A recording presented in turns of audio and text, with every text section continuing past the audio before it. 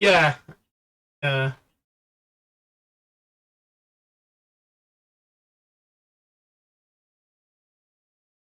uh,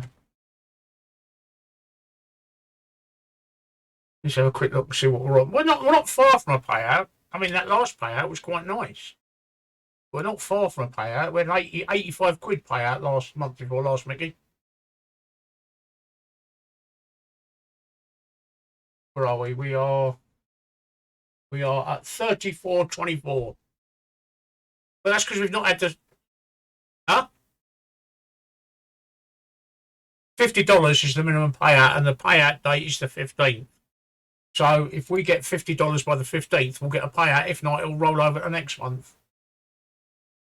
But that's because we've got no subscriptions. We've only got 7, and that first month we had 13.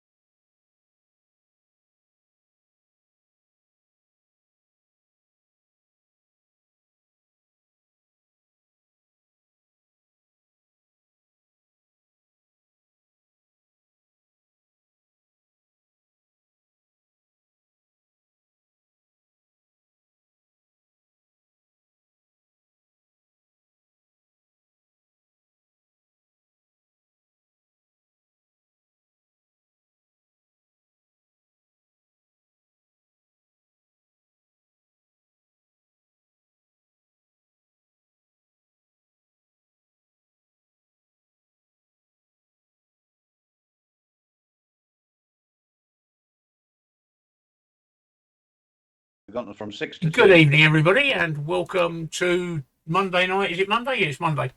Monday night's edition of The Woody Show. And I just noticed that we had 6 viewers watching our intro. And as soon as we went live, it went down to 2 viewers. So maybe we should just broadcast 3 hours of our intro. Quick question, right? YouTube asked it. No, not YouTube. Twitch asked this question on Twitter. For $5,000, would you stream non-stop for 72 hours? Tracy? No. No, it's not worth it. Nikki? Physically, no. It's not worth it for 5,000. I might consider it for 10 or up. 72 hours is a long time. 5 days. It's 3 days Yes, solid. 3 days, sorry. Yeah. It's all very well doing a 24-hour stream, but I mean, I wouldn't. But you know, physically and mentally, I wouldn't be able to do that. I mean, do they mean streaming 3 days solid with sleeping? Like, because you can do sleeping streams. So they just asked the question exactly as I'd asked it. But I was going to talk about that wouldn't be I was going to talk about sleeping streams. That wouldn't be so bad, but still not for 5,000. I'd say 10,000, and I would make sure that I could do sleeping as well in it. So I would happily stream for 3 hours. For 3 hours. 3 hours for 10,000. Yeah. For 3 days for $10,000. Yeah, because it's very intrusive as well. It's hard mentally, it's hard physically, and it's very intrusive. So for 10 grand, yeah, I might sell my soul for 3 days, but not 5. I'm just watching my indicator. It keeps flashing orange and red, which means we're very jerky tonight. And I've got nothing else going on in the background. So let me tell you that we were quite. Oh, hang on, we're very jerky on Twitch. We were freezing quite a bit on Saturday, and I was watching a stream last night, which I put on our Discord. It was the Fox comedy. It's an Irish guy, and he's very comfortable to watch and very funny. And a lot of people in his chat box were saying that things were stopping and dropping and freezing and things like this, and he had to keep doing like a refresh of his system. And what the hell is going on? There we go. And so a lot of people think that it might be Twitch because they'd seen it on other people's streams too. So I think we've got like Twitch is having a bit of a problem. A moment, yeah, I think it is because I'm just looking now, and I'm shoving up to the internet at nearly 500.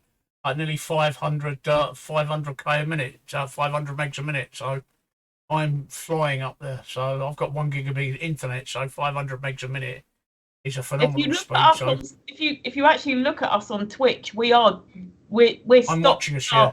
Stop. Mickey doesn't look like he's moving at all. Oh no, he's stroking his beard now. What's our audio like on Twitch though? Because don't forget this becomes a podcast. Okay, That's the important thing. And of course, whenever I ask either of you to check the audio, have you noticed you immediately don't say anything? And I think, well, how does that work? Well, we have to listen to it. But the audio sounds fine. Yeah. So we're not stuttering on the audio, we're just stuttering on the video.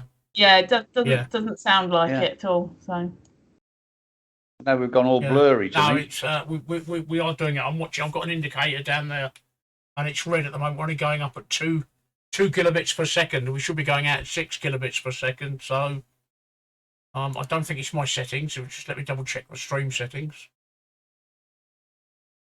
Output video bitrate 5950 kilobits. No, we're on our top. We're on the top kilobyte. What we should be, but oh well. Frames per second. Sorry, Tracy. Frames per second. FPS. 30 frames per second. Yeah, so it's not maxing out.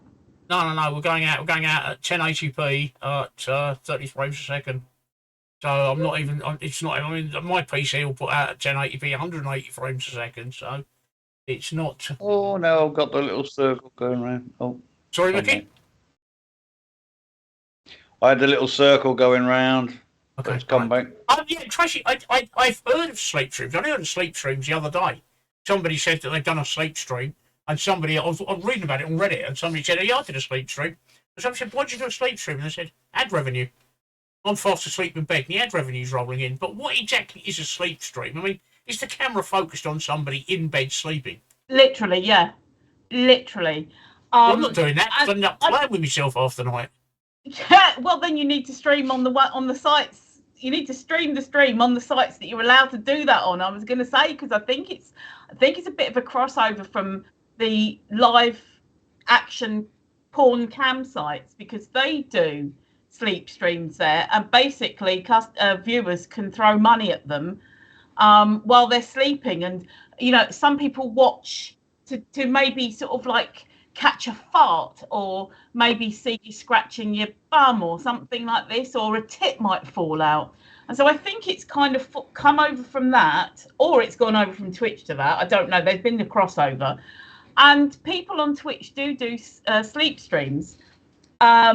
Amaranth does them every now and then, and basically you see them in bed. They get ready for bed, and they get into bed, and then they sleep, and that's it. I couldn't do it because Donna chucks the bloody covers off her, and I sleep naked as well, and I end up with the covers off. So do I. But yeah, but that's exactly what the sleep stream is that you just are willing to sleep, and obviously you've got to make sure you're completely within terms of service the whole time, so you wouldn't be able to accidentally play with yourself or expose a tit or anything like that, because all that would be against terms of service on Twitch. But farting, snoring, looking cute with your little cuddly bunny wunny, and everyone goes, oh look, isn't she cute, let's give her some money. And also the other thing is that what people do, because they don't realise that we can turn the sound down on our end, is they throw bits and money at the stream to try to make the sounds of money coming in to wake the person up. But of course we've got it on silent on our end, and can't actually hear it going, yay, bits and everything like that. So, but it's not something I've ever been tempted with, because I sleep nude as well. But also, if I didn't sleep nude, I really, really don't want to be seeing any ghosts that might be coming in to visit me at night. That's what puts me off. In case I've got a ghost that comes and looks at me. Yay! Look at that! I ducked just at the right time. Because the other thing I'm thinking of doing is going what we did the other night with our poetry and short stories. Is I might stream during the day, just narrating things, like short stories. I might just do a quick stream with a short story on there. Because when the weather changes, I've got some ideas that you two can either join in with or not. But I'm gonna, sort of on normal streaming times, I'm gonna do live streams like Mark does from the centre of London, but not based like Mark is on the stream being about Mark. It's going to be about, whatever tourist attraction I'm at. Yeah. Which Mark sometimes does, actually, to be fair. Oh, Lowestoft Pier. Oh, yeah. I'll spend a week up there talking about Lowestoft. But to be fair, Mark does. I have caught a couple of those ones where he's gone out and he's stood like on the central reservation, of a road in London, and looking backwards towards a really nice view of London. And I think it's a really good idea, because the Americans love it. They love seeing London, and I think, brilliant. I think go for it. I'm gonna be. I found out did I tell you? You know about my eyes, don't you? Yeah. Yeah. It's not an eye infection. What it is I forgot about this. I've got a tumour behind my left eye that an optician identified a few years ago. And the reason that my eye is streaming is because the chemotherapy is working on that tumour. Oh. And that's why my eye is constantly streaming. Huh? That's so cool. That's so cool. That's so weird and so cool at the same time. Oh, yeah. It's funny. I was sitting in the optician's and he kept looking at my eye, and he's looking and looking and he's looking. And then he went out of the room and he come back in again with his colleague, and she had a look, and he come back and he said, I'm going to refer you to the hospital because you've got a tumour behind your eye. Did you know that? And I said, no, I didn't. And he said, well, he said, it could be cancer. And I said, well, actually, I've got cancer. And he said, oh, what you got? I said, follicular lymphoma. He said, that'll be what it is then. But he didn't know how to deal with it. But he said, that'll be what it is then. But I did refer me to the hospital. The hospital did check it out, which is a very surreal experience, because the consultant in the hospital said, I'm just going to anaesthetize your eye, and then I'm going to put a lens on it. So she dropped this stuff in my eye to anaesthetise it, and then Do you know what a lupa is? Yes, a wolf. No, it's not a wolf. Do you know what a lupa is? No, I don't think so. But It's a lens about that thickness that jewelers use. They put it in their eye to get really close up. Yeah, she put one of those right on the surface of my eye. I've never had anything done like that before. And she had a good look round and she said, "Yeah, it's definitely a tumour there." So when I phoned the hospital today about the thingy, and they said that we've had the results back of your eye swab, and you haven't got an infection in your eye. So the only thing it can be is the tumour behind your eye. Oh. Right. There we go. So yeah, I've got a couple of ideas. I'm thinking, one day when I'm really bored, should I just narrate some short stories on stream out of our normal times? What do you think? Do you think I do a good job at it when I do it? Oh yeah, your natural voiceover. I mean, seriously, you should be doing voiceovers for commercials and not like for commercial projects and stuff. You should be being paid for it. You should have an agent and everything. And I'm not taking the piss. I am saying you've got a voice. I did. Yeah, I did commercials for Change. I had a contract with Change with Safeway. I'm earning a lot of money out of. I can't. The trouble is, right? That requires commitment, Tracy, and it's one thing I can't give. You've seen what with my health, right? I mean, I couldn't even finish 2 models that I was building because halfway through them I got seriously ill. It requires a commitment that I can't give. That's why I had to give up work. I can't give that commitment. One-offs, one-off projects and things. There's always people that need them. Yeah, but they want a commitment. Can you have this done by Thursday? Well, I don't know. Oh, I see that type of commitment. Well, I was going to say because you've got all the gear. You've got all the gear. I've got the gear, yeah. What I can't do is I can't give the commitment. Yeah. Oh, okay, can we use some voiceover tomorrow? Yeah, sure. And then tomorrow morning I wake up and I'm ill. Well, to be honest, Steve, I think you should be committed. Mm-hmm. Have you seen what's on the back of this beer bottle, Mickey? One of them. What we got there? Oh, free gift. The bug bird. Oh. Buy one, get one free. Actually, I bought some of them yesterday for Christmas. Actually. Yeah. No, they're a special offer at the moment. 24 bottles for £10 on it, something like that. Well, I bought 6 for $3.99. It's a special offer. Because it's only me that's going to drink beer, and I don't drink a lot of beer, so 6 will do me for Christmas Day. I'm making mince pies for Christmas. But I'm cheating. I'm getting just roll pastry. Yeah, I'll probably do the same frozen. I think we did have a proper Kenwood chef type thing, but we threw it out. I didn't even know we'd thrown it out. Now, I normally make it myself with my hands, but I just can't be bothered this year. But I've already had the grandkids telling me that I've got to make them. I thought I'd make some. I went out. I thought I'd make some. And then Donna moaned at me because I got Robinson's mincemeat instead of fucking Asda's. She said, "Why? That's so much more expensive." I said, "It's so much more nicer. Yeah, it's like better quality." It's like there's certain things, right? Yeah, it is. Tomato soup can only ever really be Heinz, can't it? Can't be anything else. Yeah. Nothing else tastes like tomato soup like Heinz. It used to be Heinz was the only decent ketchup you could get, but now Sainsbury's, Tesco's own ketchup is really nice. I quite like that. I like Branston's ketchup. I like Branston beans. Yeah. Coming back, we can retrospectively change the title of this stream, Tracy, afterwards. Yeah. What do you mean? What? The title of the stream. Hello, 6 people. Come in and say hello. Don't be shy. It's not wonderful. We'll retrospectively one of them's left after I said that. We'll retrospectively change it after the stream once we know what's inside the stream. Yeah. Oh yeah. That's what I mean. Yeah. This is. Oh yeah. No, but Shushu. This is just to keep. To attract attention with the bright emojis and the different things. I try to get different things in there that hopefully people will go, that sounds okay, all right, so. So I'm the point is, you might see me. I might get up tomorrow and think I'm going to go and find some short stories to narrate. You might see me just reading a story on the stream. Okay, yeah. Just by myself, change the title though. Don't forget to change change the title. And the email title. And the email title, yeah, right. Okay. But what I suggest you do, if you do that, Steve, is put them out as a podcast as well. Yeah. What I've got to do is I've got to check into the copyright rules, though. Yeah. I've got to check in.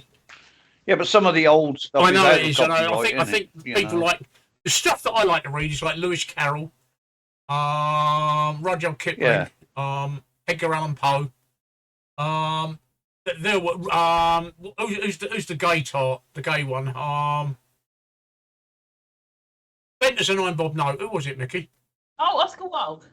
Oscar Wilde. That's it. Yeah, Oscar Wilde. I like a lot of their stuff because that's what I was taught at school. So I think they're all out of copyright, but I've got to double check that because you've got to be so careful with doing things, you know. Which will bring me to a subject that I wanted to talk about tonight, and this can go in the stream. So copyright, okay? Now, as you know, I'm quite active on Reddit. I do like Reddit for the tech. I know you two don't know anything about it, but I do like it for the technical aspects. But it actually horrifies me when I read Reddit. All the misinformation about copyright there is out there. And the biggest bit of misinformation is that the only people can decide if copyright has been breached or not is a judge. Yeah. That's the only person that can decide it, right? None of this, you're only doing it for 30 seconds. 30 seconds is fine. You'll get away with it for 30 seconds. No, it doesn't matter. There's no time limit. Copyright theft is copyright theft. You know, none of these urban legends, like if you only do it for 10 seconds, that's fine. Oh, that's fair use because you've transformed it. Well, hang on. You can't decide if it's fair use or not. The only person that can decide if it's fair use is a judge in a court. And there's so many YouTubers, not so much Twitch streamers, but YouTubers that start a channel up and they get caught out by these things. Well, I only had 10 seconds of copyright music on it, or I gave the artist credit. Now, credit don't pay the fucking bills. I gave the artist credit, or it was fair use. It was fair use because I transformed it. Do you know? I've seen it on YouTube that even people with the radio on in the background are getting demonetized for it. Just because it's a tune playing on. I mean, you can probably hardly hear it, but because it's on there, you get demonetized for it straight away. I've seen it happen. It happens to me in my dashcam group. When I upload dashcam footage with the car radio on, occasionally Facebook will say, "Oh, I've muted that." Yeah.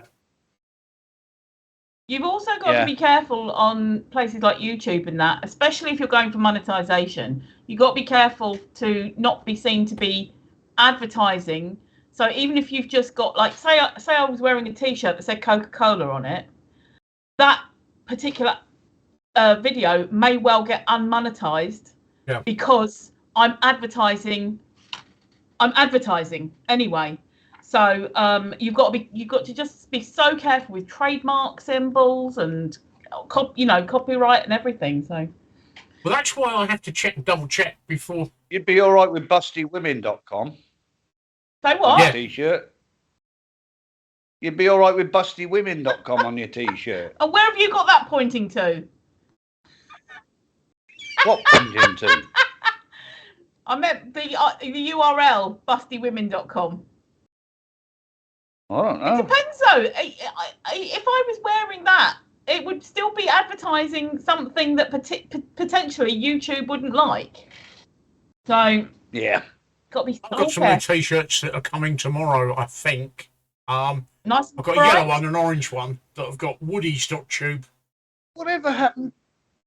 Yeah, I was going to say whatever happened to your Woody T-shirts that you used to wear. Mickey. I got them when they're all large. I'm 2XL, and they were getting a bit tight. But I've got some more coming tomorrow, which have got Woody.tube written across the front, quite large. That I can advertise because it will be on my YouTube. And I was wearing the last. Yeah. And it's yours. Yeah. It goes from you to you. Yeah. But this is why I'm personally so careful about copyright. It's like I say, And the other misconception is that other people just look at YouTube and think, well, that streamer's doing it, therefore I'm going to do it. That's why I've signed up to places like Envato and Epidemic Sound and Shutterstock, because everything I use on this stream, every single image I use on this stream, I've got a license for to use commercially. Even the background behind us, you know, you can't just go and grab an image off Google. Because you'll get a copyright strike if the owner sees it. So everything I've got, I've had to license, which is why I've got to check on copyright and reading the books, because I haven't checked on that. And I'll have a good look round tomorrow if I'm feeling better. So that's what I wanted to say about the copyright. All the urban legends out there are absolutely ridiculous, you know. And the one that makes me laugh the most is, oh, you can get away with it if you only do it for less than 30 seconds. Yeah, and you know what that is? They're getting confused with how long a song can be played before. Oh no, I can't remember what it is, but you're allowed to play a song for up to 30 seconds. To showcase it. No, to showcase it, but it's got to be no. You're shaking your head. I am, because you're incorrect.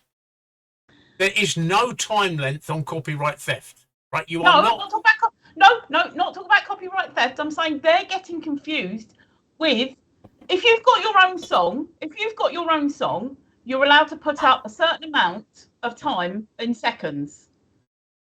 Well, it's your copyright. You can put out what you like. But yeah. I can't, like I said, I can't remember what there's a thing that I can't remember. Obviously, it's been a long time ago since we last produced the CD, but I remember it was a 30-second rule of putting something up, but it wasn't to do with somebody else. Like, you couldn't do the 30-second rule, but that's what they're getting confused with. They're getting confused with you can do 30 seconds. She was like this with the offside rule, wouldn't she, Mickey? Okay. She was. Carry on. In her mind, she might know what she's talking about, but actually, it just comes across like she's wibbling, doesn't it? There's a disconnect somewhere. Tracy. In your mind, you probably think you're absolutely. In your mind, you probably think that's some sort. Hang on, we get that look again. Sounding like that's what I said. I said I can't remember the bloody rule, the thing. I can't remember the exact thing, otherwise I'd be able to explain it properly. I know I was coming across sounded like it was all bonkers, but I'm saying that the people who say, 30 seconds, it's fine, they're getting it confused with when you actually own the copyright and you want to put it somewhere to showcase it. You're wibbling again, Tracy. You're wibbling. Wibbling. All right, it's a good job she can't reach us when you get the fucking slap. I'm closer than you. Is it me or is the stream skipping? No, it's you, Andy. No, the stream the stream is skipping. We did notice that. Yeah. It's just the video, I think. The audio's not skipping, is it, Andy? Because that's the important thing, the audio, because we turn it into a podcast. Right. There was a couple of other things on my list, and I've forgotten what they were now. Did you see the football tonight, Mickey? I know you want to talk about England, but did you see the football tonight? Brazil versus South Korea. I didn't see the football 4-0 tonight. by half time. No, I've been busy doing other things. If we ever meet Brazil, they'll slaughter us. They will. They're just magic. They just play like magic. It's Brazil, fantastic. It's a good game, and I fell asleep for the second half. I took some morphine during half time. And the next thing I know, it was 45 minutes later. So the morphine obviously works in that respect. And obviously... But having said that, Brazil have been beaten. Yes, I know they beat 1-0 by City the other day. But if they played like they played tonight, we don't stand a chance. It was pure Brazil magic. I thought South Korea played exceedingly well. There was three or four times that they actually had a ball on target for the goal, but it was saved. The goalie was so good. The goalie saved them. So had the goalie been slightly subpar, it could have been a draw. So it could have been. Had anybody been subpar, it could have been a different game. But Brazil played with the Brazilian magic, and when they play like that, they're unbeatable. And I know Mickey wanted to talk about the England game, so go on, Mickey. Well, no, I just mentioned it before we came on. I thought it was well, apart from the first 25, 35 minutes where I thought we were a bit sort of pedestrian, after the first goal, I thought we played quite well. We did. You know, and then towards the end of the second half, I think we started to slack off a bit, which let Senegal in with a few strikes on goal. We were lucky that they didn't score, to be fair. But all in all, I think it was a plus for us. I've got no fears of going in against France. I think we'll do well against France. I think the French press are actually building it up to be the make or break game of the tournament. Yeah. I've got no fear. As long as we can control Mbappe, I don't think there's much behind him that's much of a threat to us. I'll be honest and say that even...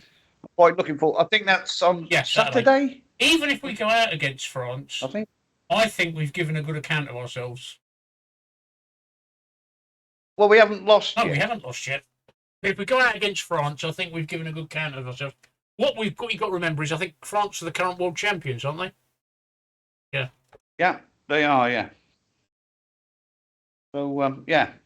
But no, I just thought that yesterday, apart from the first half hour, where we were pretty pedestrian, as soon as we started knocking it a bit longer instead of short passing to each other, that gave us a bit more space, which obviously contributed to us scoring. And what a goal! Yeah. Foden and Saka, I think it was, wasn't it? What a goal that was! I also think Henderson should be made captain. Yes, I do. Yeah, I mean, Kane's too quiet, and Henderson. I was watching Henderson. Yeah, he was watching everybody about. I mean, he's Liverpool's captain, isn't he? Yeah. You could hear Henderson sort of, shouting, barking his orders, but when he's not playing, you hardly hear bloody Kane. So yeah, and I think actually he plays in a better position to be a captain.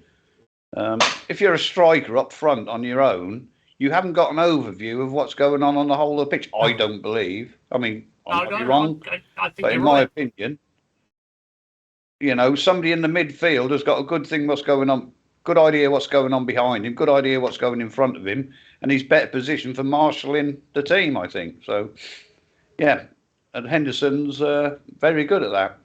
It was a good game. The other thing that came in the game is a lot of people have been on a downer about Maguire, but I think Maguire played exceptionally well in that game. And every time there was a corner, there was Maguire up there on that far post doing what Maguire does. And a couple of times he got the ball and he headed it back towards goal, didn't he? Yeah. Excuse me. Yeah, he's not as fast as he was, to be sure. But, I mean, I think he's now... And he's not doing very well for his club, but for his country, this is his last World Cup, isn't really it, really? Well. I mean, it's like Kane. Yeah, I think so. I think Kane, this is his last World Cup. I think probably Henderson, this is his last World Cup as well. They are getting on a bit, but we've got new and exciting players coming up like Foden, Bellingham. I think I said Saka. The other day, I think some of the older players should stay on for the Euros to help bring these youngsters through. I mean, the Euros are in 2 years' time. If they can, then but people like Henderson, when they finish, I'd like to see him in a coaching role. To be fair, because I think he'd do really, really well as a coach. I love the respect that him and Bellingham have for each other. The way they celebrated that goal, did you see it? That's respect. Yeah, well, head to head. That is true respect. That's old lion and young lion, but. They both respected each other. I actually listened to Roy Keane talking about Bellingham, Roy Keane, and he reckons he's got a... Well, yeah, just about. Don't forget I'm from Suffolk. But he was saying that Bellingham's got the head of a 26-year-old in the body of a 19-year-old, so they reckon he's an all-round player. I mean, where do you play him? Do you play him as a defensive midfielder, attacking midfielder? Because he can do it all. Like hitting attack, you know? You saw what he's capable of. But he needs the manager to allow him the freedom to go where he wants to go. Agree. You know, it's no good tying him down. All right, you're inside left, and that's where you're going to stay, because you're taking the best of his game away from him. You've got to give him the freedom to go where he and to see where he was popping up last night. He'd be on the left 1 minute, on the right, he'd be down the middle.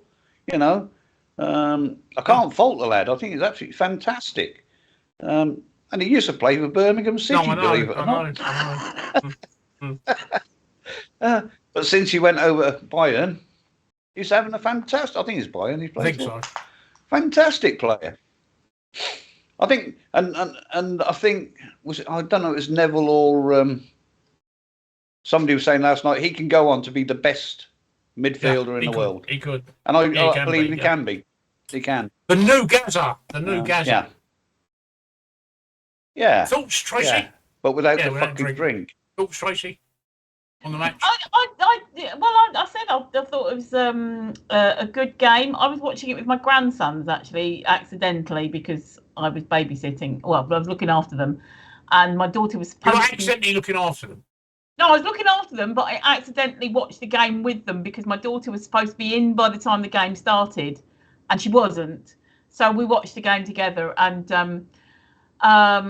according to my grandson's screams and cheers and oh, that pass was terrible. Yeah, okay.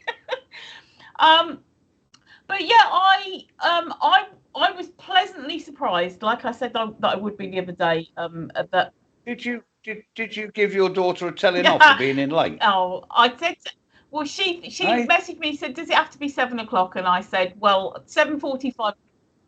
If you're not in by 7, you're not getting any fucking supper.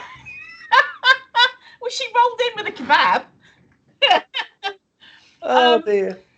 I suppose that's better than rolling in with some. Oh, I know. Chap. God, no, they're both past that stage. Thankfully, they've both got really decent boyfriends and partners. They're because her partner was looking after the boys, and then I took over at about 3. And he went out to go and watch the football and stuff, and we all get on really well. So that's what I mean. We're past the stage of this is some random guy I met on the bus and just like, oh Jesus. But yeah, so she before 7 o'clock she said she messaged me and said, does it have to be 7 o'clock? And I said 7:45 because I was thinking half time. 7:45, and that's my final offer. Well, she ended up getting in at 8, so I'm not going to be so upset about that. Although I did miss between leaving her place and getting to my place, I did miss that last England goal. You should have stayed where you were. She needed her bed. She shared needed her her kebab. bed. She really did. She needed her bed. I said to the boys, I said, I'm overriding mummy. You can stay up and watch the rest of the football, but you must go to sleep after that. And they were so cool about that. They were really happy. Yeah, no, I really enjoyed it. And I think it made it better that the boys, I was watching most of it with the boys. And anyway, so I was saying, I thought Senegal was going to beat us mainly because of our performance in the USA match, and also did we have a match after that, didn't we? Who did we play? Wales? Basically. Yeah, but basically it wasn't. They weren't matches that were full of life and like lots of passing and trying for the goal and things like this. And I just thought Senegal looked more creative compared to us. So I'm pleasantly surprised and pleased that on the day we did play marginally better, and marginally, you know what I mean. We played better. The thing with Senegal is they're very fit and very fast, which meant that we had to pass the ball instead of fucking dallying around. Like they weren't African champions for no reason. Exactly. Yeah. Exactly. Yeah. That's what I mean. Watching Senegal before our match, it was like I'll be surprised if we get past this lot, because they were fast, zip passing and everything, whereas we kind of like stumble up the pitch. And stumble back again, and then we hold on to the ball, and then we kick it backwards, and it's like a stroll in the park. compared to Senegal. So I predicted a 2-1 victory to us, but obviously I got it wrong because it was 3-0. But I did expect Senegal to score. And in the last 10, 15 minutes, I'm surprised they didn't. I'm surprised. They had some good chances. Well, that save from Jordan Pickford. Yeah. Classic. Absolute great.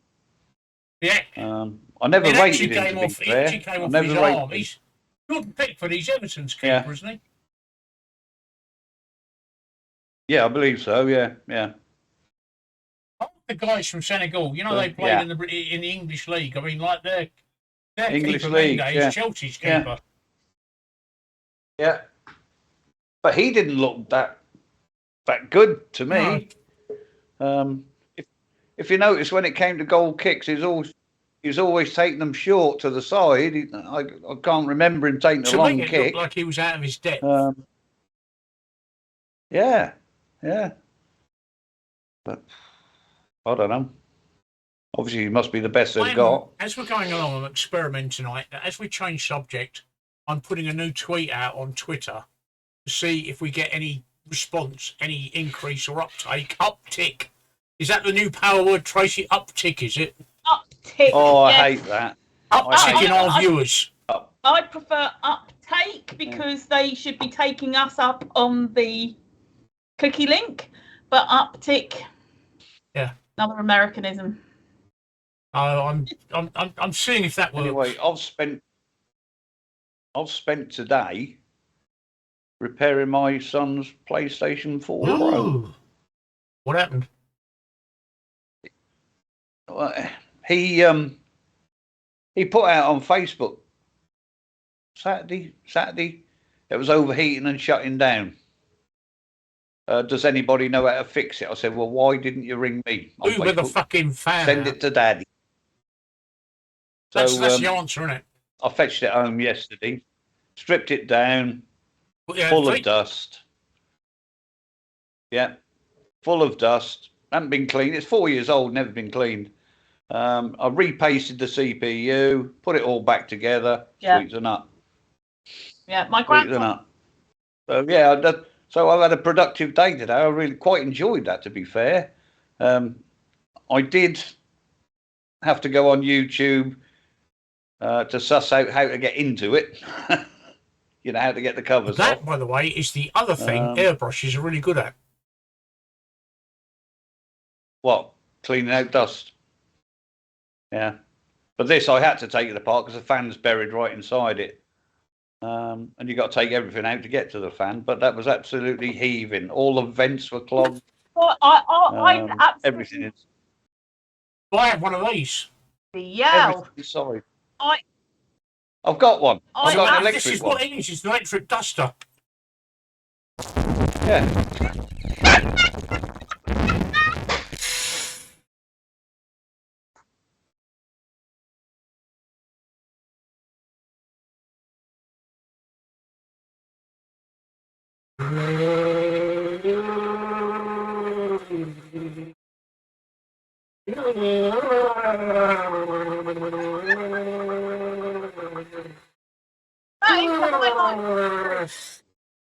What? That's the highlight of the stream. Have you clicked that? I will do. Here you go. There we go. Oh, no advertising.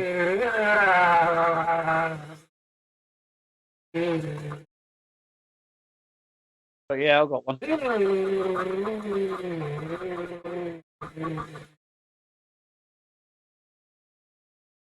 Yes, we can tell you've done that before, Steve. Oh yeah. When I go to bed, which is why I'm not sleep streaming. There's one thing that I absolutely love about computer maintenance is getting the dust out of all those. Like, you know, when you just peel the dust out, and it's just like, oh, it's so lovely. I love cleaning clogs of dust out of things. I used to love when I had a tumble dryer, when you clean the filter out of the tumble dryer, and it's a big wad of. We don't. Oh, have I don't anymore. No, my ex bought it for me as a present. My ex bought Your ex bought you a domestic appliance as a present. He did, yes. I left him about 3 months later. Oh my God, he's got the vibrator going. What's going on here? I bought treating myself to this. Is it a Dremel? It's an right. electric screwdriver. It's a Doctor Who screwdriver. Saves my it saves my arthritic wrist. I don't blame you.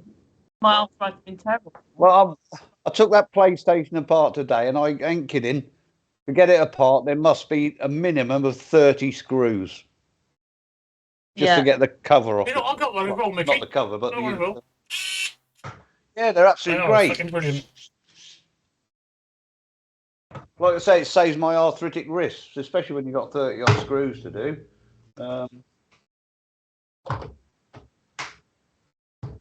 And Donna hasn't noticed I bought it. I've had it about 6 weeks, so. So don't talk too loudly. Yeah. She's in bed. She'll be asleep. She'll be snoring red up. Right, I need a piss. I'll be back in a second. Now I've lost my little bloody thing off my microphone. So yeah, that's what I've been up to today. Is cleaning out PS4s. And like I say, I quite enjoyed it. It's quite therapeutic. When you get to the actually gave me something when you get to do, the bit you know. That you can just like lift off, and it's this sort of wad, this circular wad of something, or this line of fluff that you peel off. And it was like lint. Lovely. It was like, you know, lovely. lint. Like fun. The whole thing was covered in it, and he wondered why it was overheating and shutting down. My grandsons have got, I think it's a PlayStation. I'm pretty sure it's a PlayStation that you can hear from 3 rooms away because it does need a clean out, and all you can hear is. Yeah. And I said to my daughter, "What the bloody hell is that?" She said, "Oh, it's the PlayStation. It just gets really hot and makes that noise." I'm like, "Yeah, you need to clean it." Yeah. I took it back to him. I took it back to him this afternoon. And he took the dust back And to I him give as it well. him, and yeah, in a dustbin liner. And I said, look, plug it in while I'm here and tell me, because I hadn't heard it before. Tell me, you know, what was happening before. He turned it on. He said, I can't hear it. I said, well, that's how it's supposed to be. He said, yeah, but before that was sort of pretty much like you said. As soon as you turn it on, the fan would ramp up to full. And within 5 minutes, that would shut down. So that's always, whenever a PC's overheating, that's the first thing to check is the fan. Got to tell you another side effect. Yeah. Just changing the subject completely for a minute while I think about it. Here's another side effect of chemotherapy. These bridges on my glasses actually hurt the side of my nose. Only happens when I'm on chemotherapy, though. Thought I'd share that with you. Oh. Oh. Oh. That's right, anyway, carry on with your dust extraction story, Mickey. No, I was just saying, I took it round and he was quite happy. Thing, hello, Alex. First thing with laptops or PCs, as soon as they're overheated, that's the first thing to check. I mean, I've got a rule that whenever I take my PC apart, I dust it with my air duster. I do mine once a month. Once a month, I completely strip it down. Clean it all out, because I've got 1, 2, 3, 4, 6, 8 fans in there. And they said, and because it's down on the floor, and you've got a pet, that soon grabs up the dust. Oh, my computer used to suck in both my cats' fur, and you'd see it with all the dust and the lint and everything. Yeah, I'm looking at mine now, and mine's not too bad. There is a little bit of residue that needs doing, but that's going to have to wait till next week because I've got lots to do this week. Mine's got little LEDs on the motherboard, and I can see them through the side in the case. And at the moment they're flashing green, but when the temperature goes up, they flash green and red, and then red. And when they're flashing red, it's time for me to dust my PC. I'd share that with you. Yeah, what I am going to do, Mickey. What I'm going to do. I find it quite therapeutic actually to strip mine down and clean it. I spend probably 3 or 4 hours doing it. Good evening, Turbo. Good evening, Turbo. Best pal. Mickey is talking about his foreskin at the moment. I am. Down and clean it. How I got the cheese out. And how he keeps it clean. How I got the cheese grater on it. Giving it a deep clean, yeah. Good evening, Alex. We know you're driving. Good evening, Alex. I guess it would be quicker to clean it if I stuck a firework up it, wouldn't it? Yeah. Yeah. We did do well last night. We did. We were just talking about that a few minutes ago. First 25 minutes, half an hour weren't that good, but... Who wants to hear a joke? Once we did pick up, yeah. A Welshman, an Irishman and a Scotsman walked into a pub. And the barman says, "Where's the Englishman?" And the Scotsman says, "He's still at the World Cup." Ah!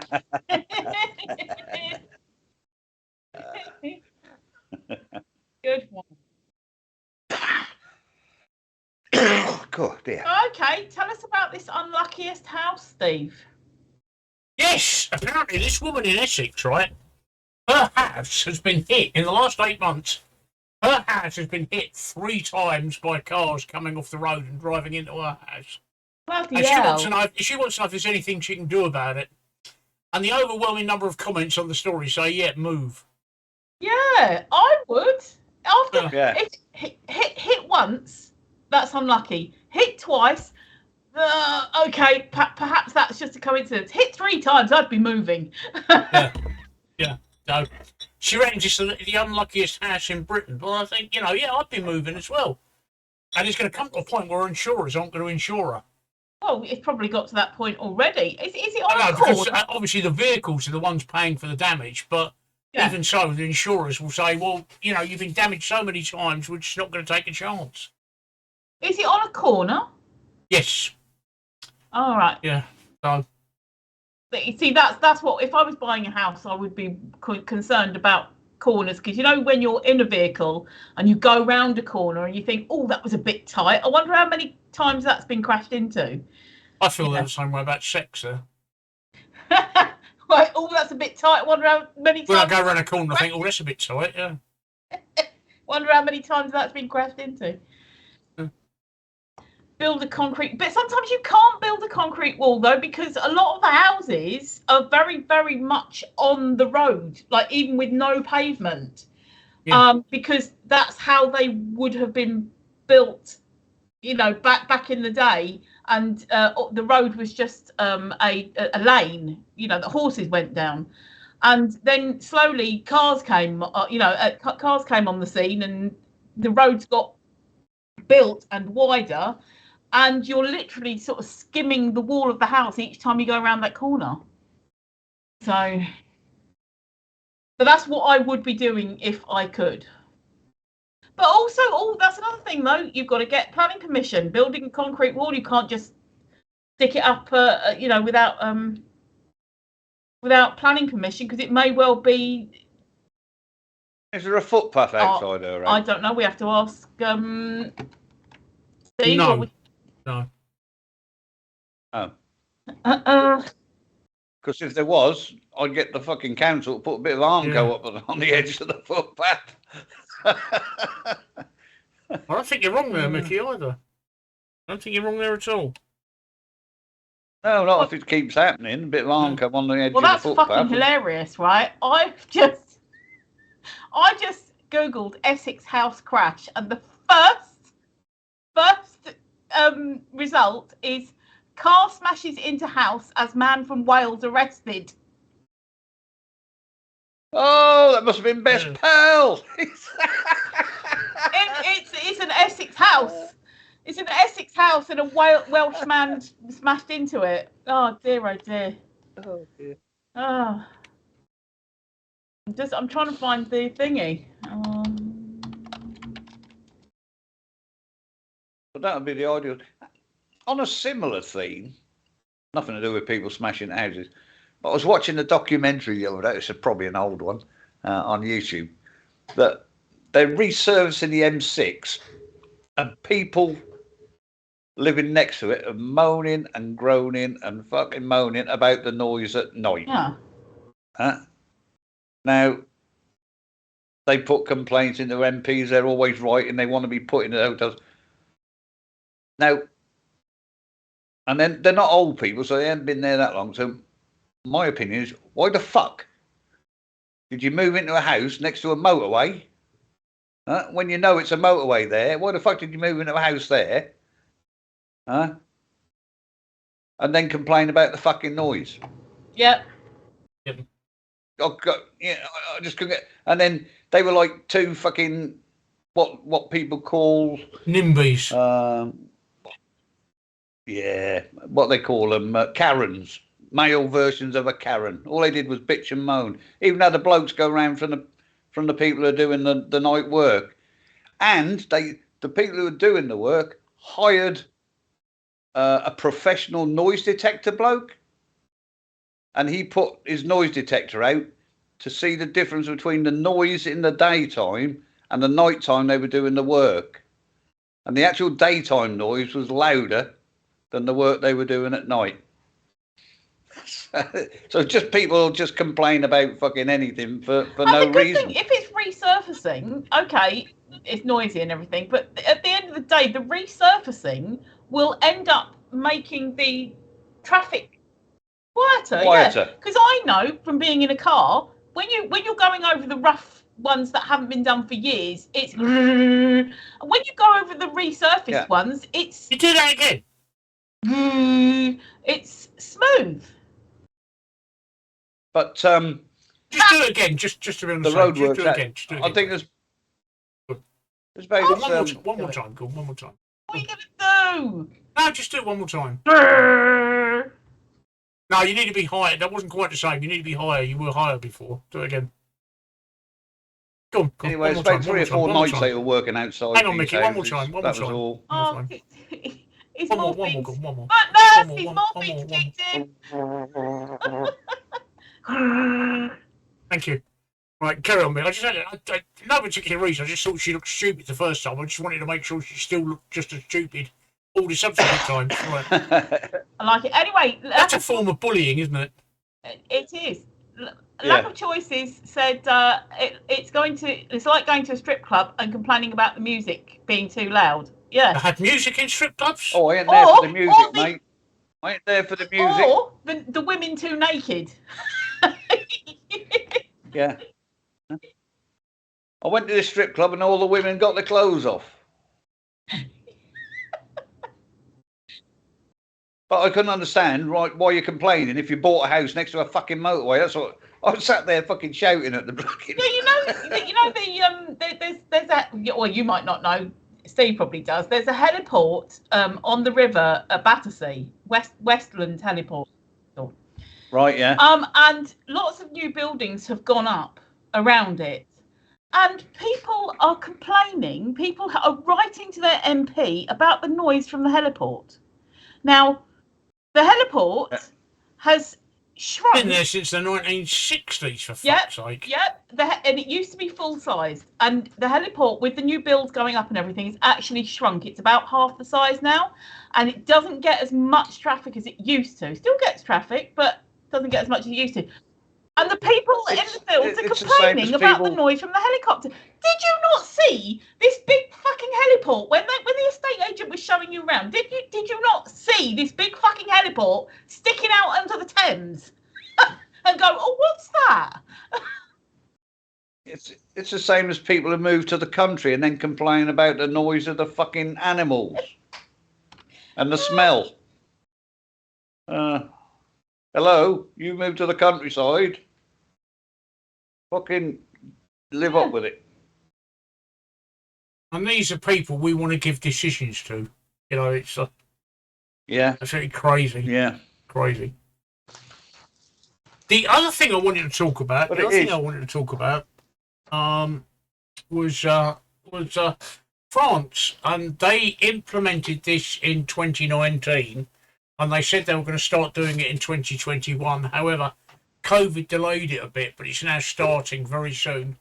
National service. All 16-year-olds have to do 1 month of civic service.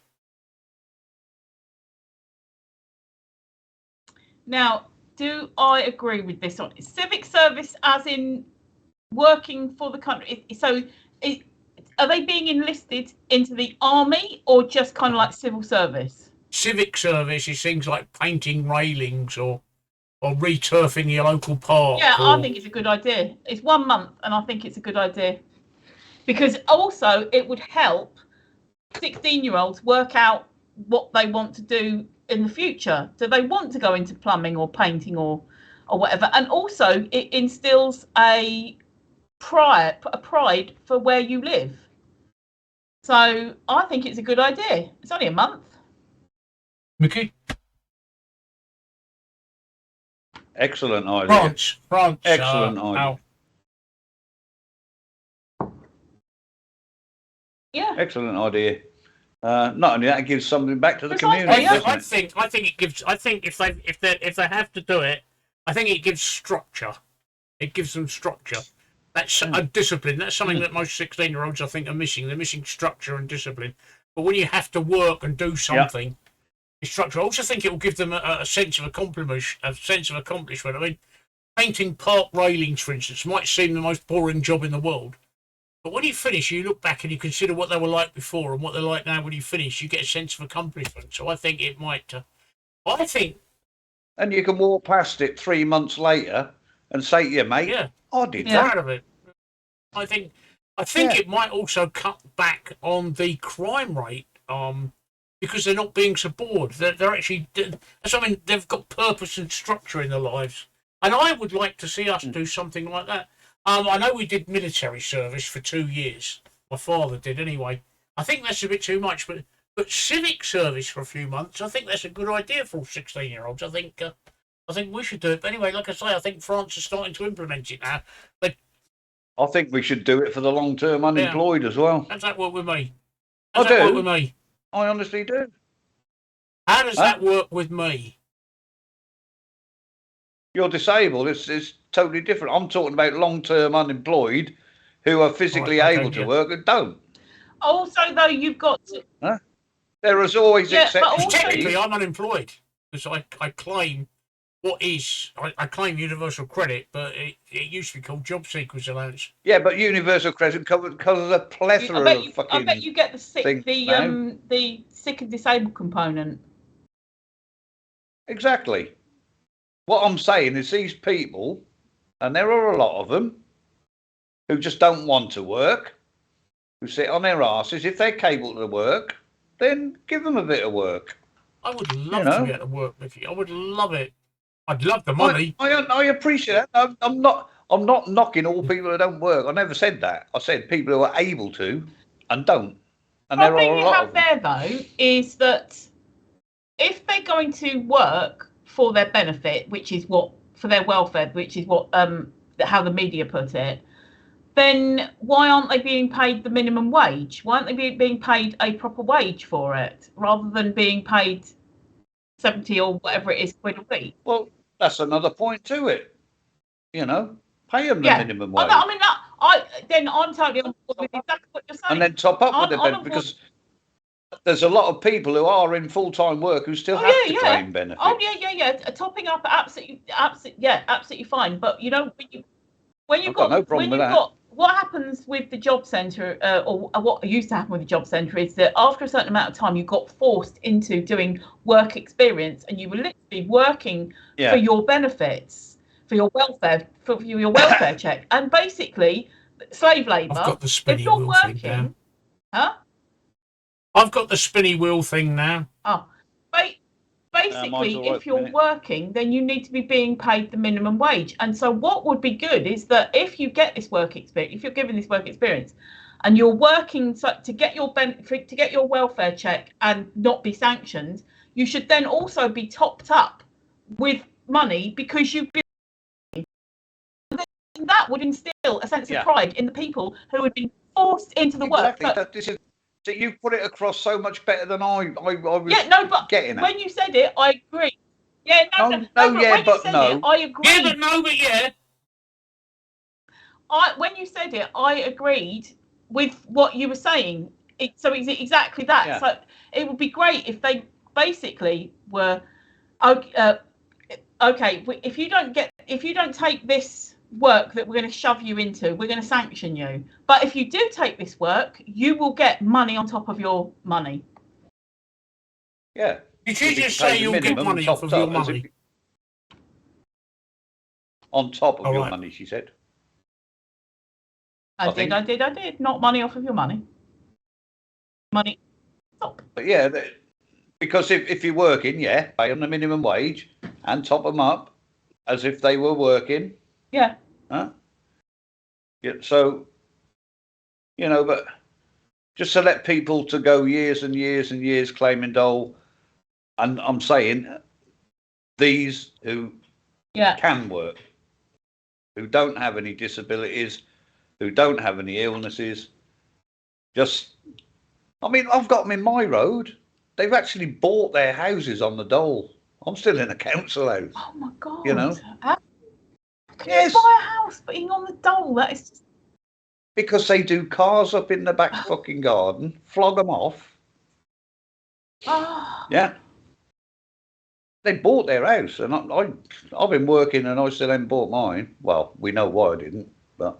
That's the thing. I've got no problem whatsoever if somebody is like, if they get their hands on a car, do it up and sell it to make a little bit of extra money on the dole. I've got no problem with that whatsoever. On the dole or on welfare or whatever. 30 years I've lived here. Well, over 30 years. And the same guy has never worked in that whole 30 years, and yet he owns his own house. That's taking the piss. This is what I'm saying. If someone... Yes. So, essentially, he's running a business from home. Which is, again, well, it would have been against the council's rules, depending on what your council tenancy says. But it is also, it's on out. It's not in his house. Like, it's not a desk job. It's outside.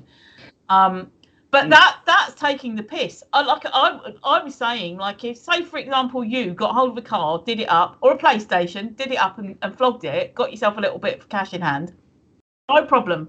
It's a one-off. No problem with that whatsoever. Like eBay, when people started selling their possessions on eBay to get a bit of extra cash, no problem.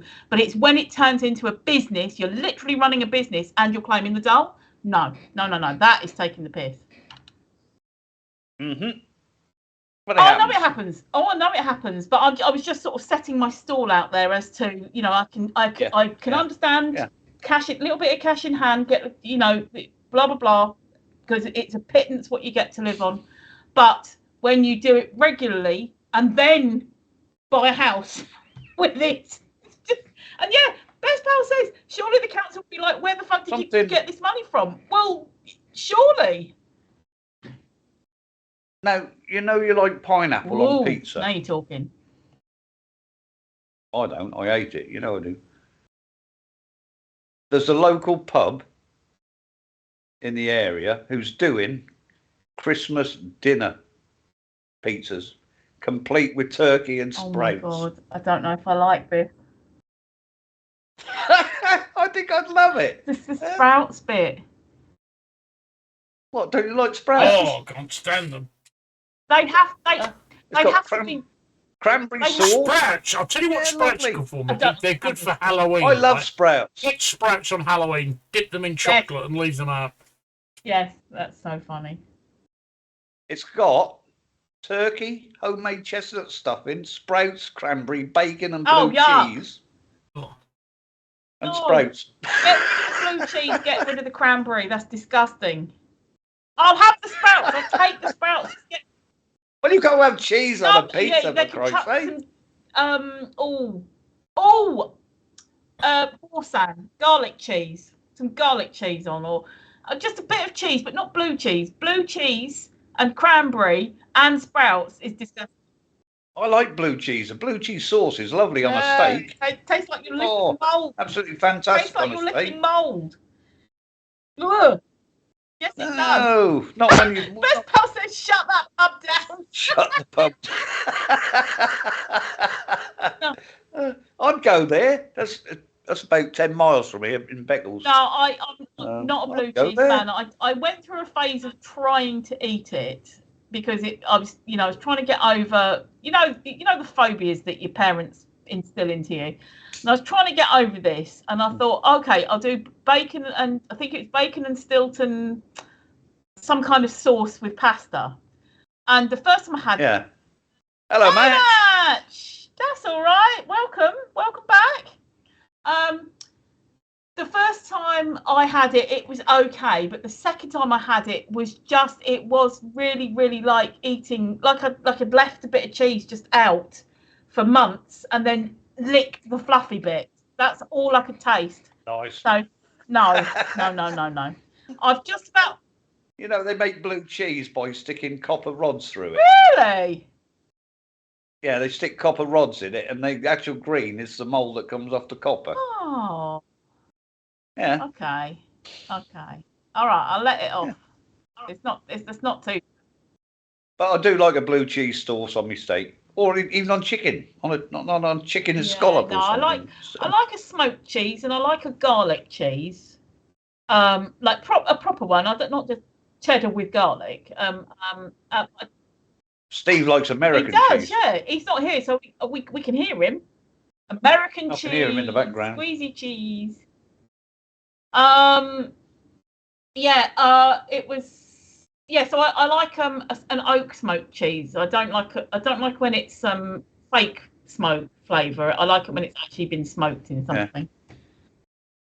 I don't know how they figured it out, Match, but they do. They stick copper rods in the cheese, and that's what gives that green or bluey bit. Some little old bloke probably had this green copper rod and thought, I'm going to stick this in shit. I went around sticking it in everything until he found something that, I mean, you often wonder, right? You often wonder how they discovered beer, right? Because technically, beer is something that's gone off.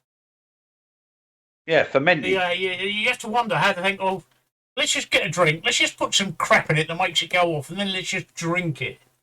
You know, how do they... And they stick yeast in it, and yeast is a mould, isn't it? It's a fungus. But, yeah. Or whatever. But how the fuck did they discover that? Strange. Anyway, listen, we're supposed to be audience-driven, and for the last few weeks, it's us that have decided the topics of conversation. We're supposed to be audience-driven, right? So that's what I'm advertising us at, an audience-driven chat show. So come on, audience, let's my ex-wife likes cider. Yeah, my ex-wife likes cider. Every time she got a prick in her hand, she put it in cider. Mead is nice. I don't know if you ever had mead. Yeah. Merrydan mead. Mead's nice. Yeah. Anyway, I need a wee. Well, you get all these people chatting. Mickey needs a commode for Christmas. I need a new fucking chair. Commode underneath it. I do as well. The leather on the corner of my chair's starting to peel away now. So. Yeah, all mine has. And all up here. Mine's actually what's called PU leather, so it's not proper leather. Yeah, this is. But yeah. No, it's plastic. Yeah, it's vegan leather. No, it's leather. It's leather, but it's not. It's not the best leather. It's PU leather. They do something to it. It is proper cow skin, but it's not plastic cow skin. But I think they strip it away and coat it with something. I don't know. But anyway, fuck. Sorry, I'm in a lot of pain here, and I'm struggling here a bit. I'm just looking at my eyebrows, Tracy. They've gone really funny. They're hilarious. No, yeah, I can see that you're turning a little bit into Dr. Spock. Mr. Spock? Yeah, Mr. Spock, not Dr. Spock. Yeah. So I think it's where I'm losing the hair, because I'm looking and my eyebrows normally go across here, and I'm losing hair on them, so... We did, Best Pal. Steve, we did. Just let us know if you want to stop. So no, I'm fine. I'm fine. I've got right. My mate does this when he comes around on Tuesday night. If I'm in pain, he says, "Let me know if you want to go home." And I say, "Well, will going home stop me from being in pain?" No. So will stopping right now stop me from being in pain, Tracy? No, it won't. I'll still be in pain, but I just won't have any other people to inflict it on.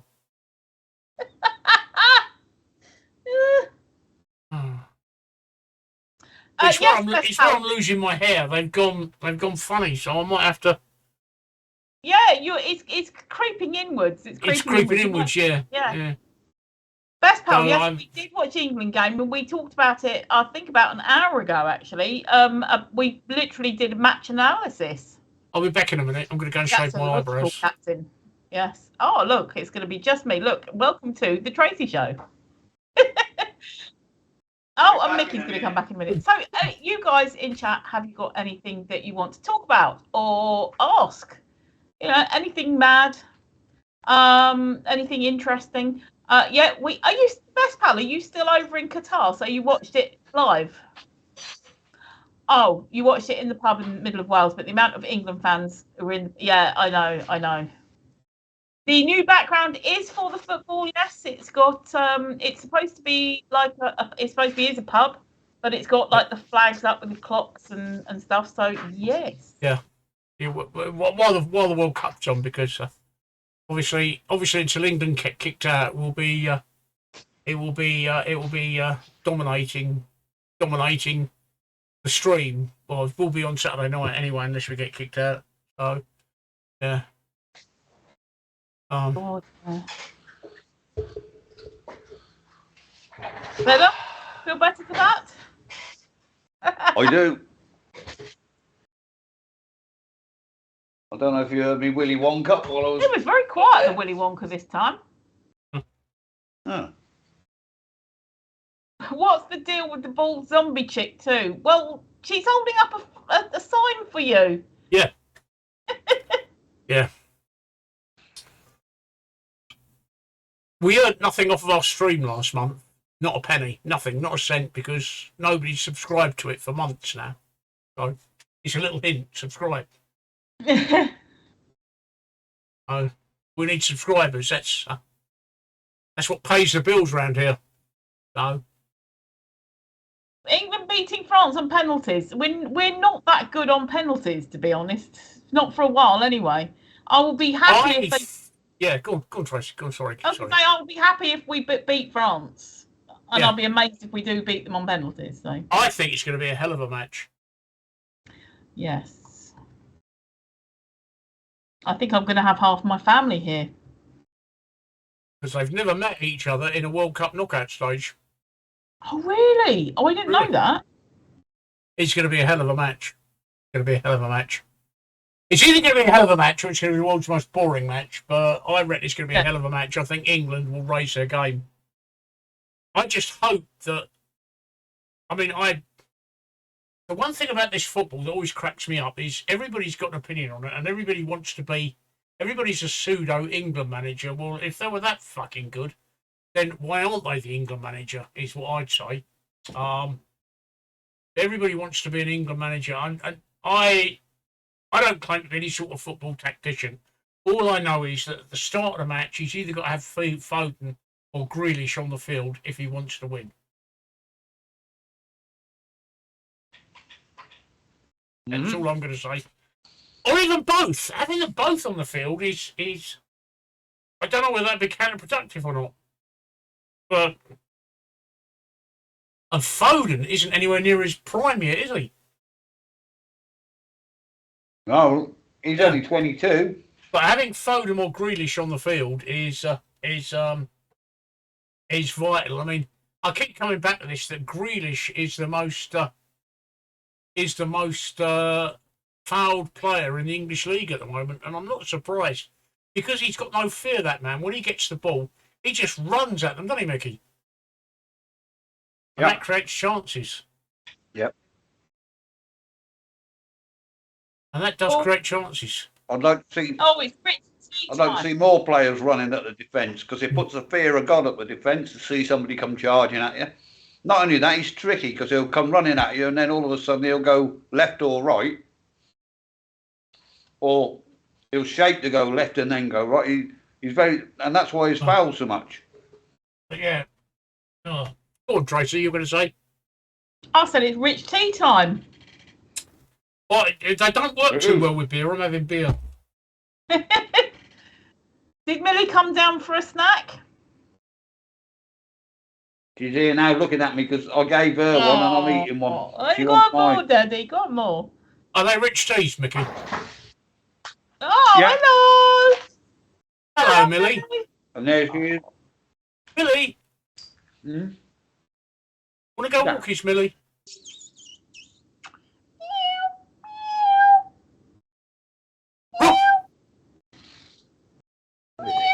Look at that tail! Look at that tail! That's a happy dog tail. That's a happy dog tail. Yes, I know he finally got a goal, but then he's yeah. We discussed Hurricane earlier. We think we think that this is going to be his last World Cup. He's getting on a bit. And yeah, I did say that earlier about Harry Maguire. He has been playing quite well. Every time there's a corner, you definitely want that man in the 20-yard box. Definitely want that man in the 20-yard box. What do you want? Huh? What do you want? You will go down. Go on then. Look at the. You want me out? So our latest podcast episode is now up. Just to let you know. Oh, it is a bit, yeah.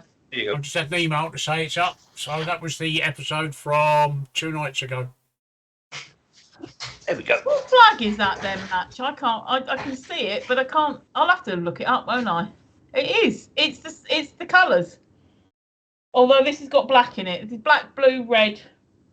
Black.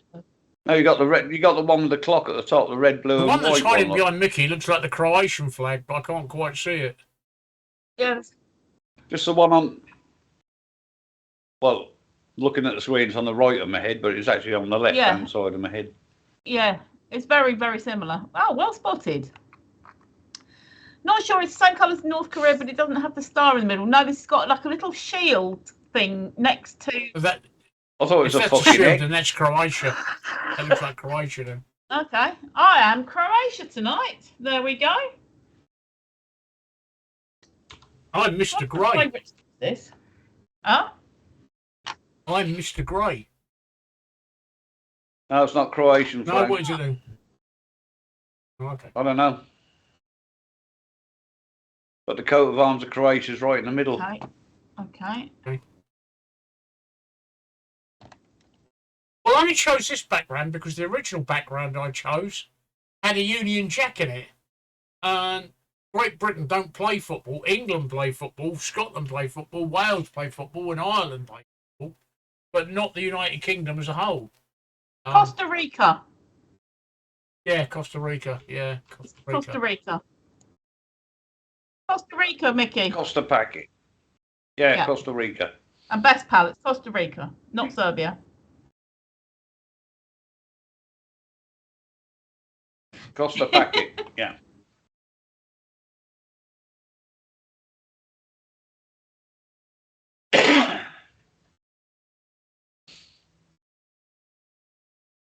Right, come on, guys. Let's have the audience.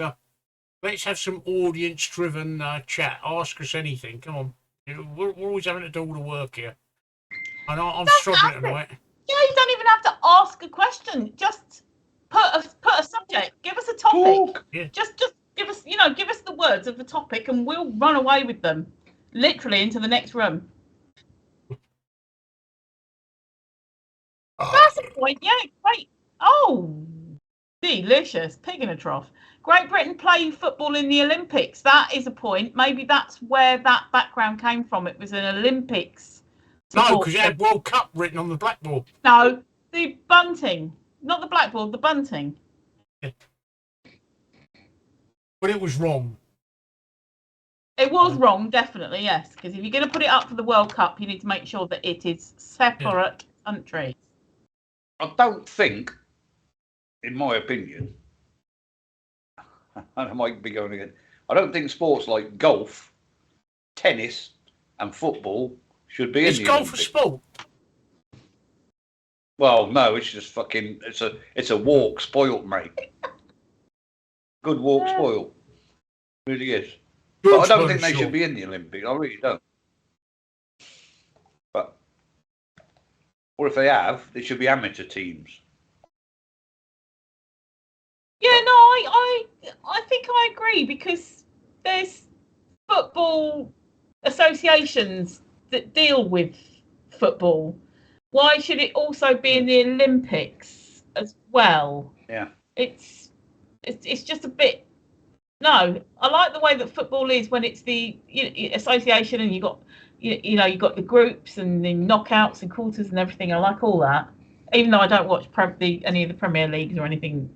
But I don't see why it should be in the Olympics. I don't want to.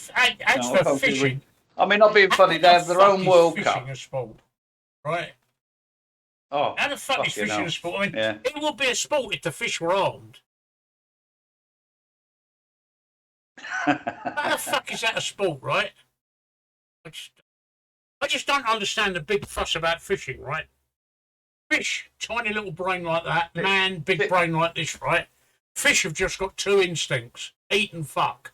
So man with his big clever brain, right, throws some food into the water, and stupid fish thinks, well, I'm not fucking, so I must be eating, and eats the food.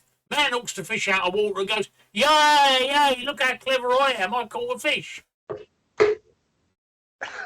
Oh, that's hilarious. I'm not fucking, I'm eating.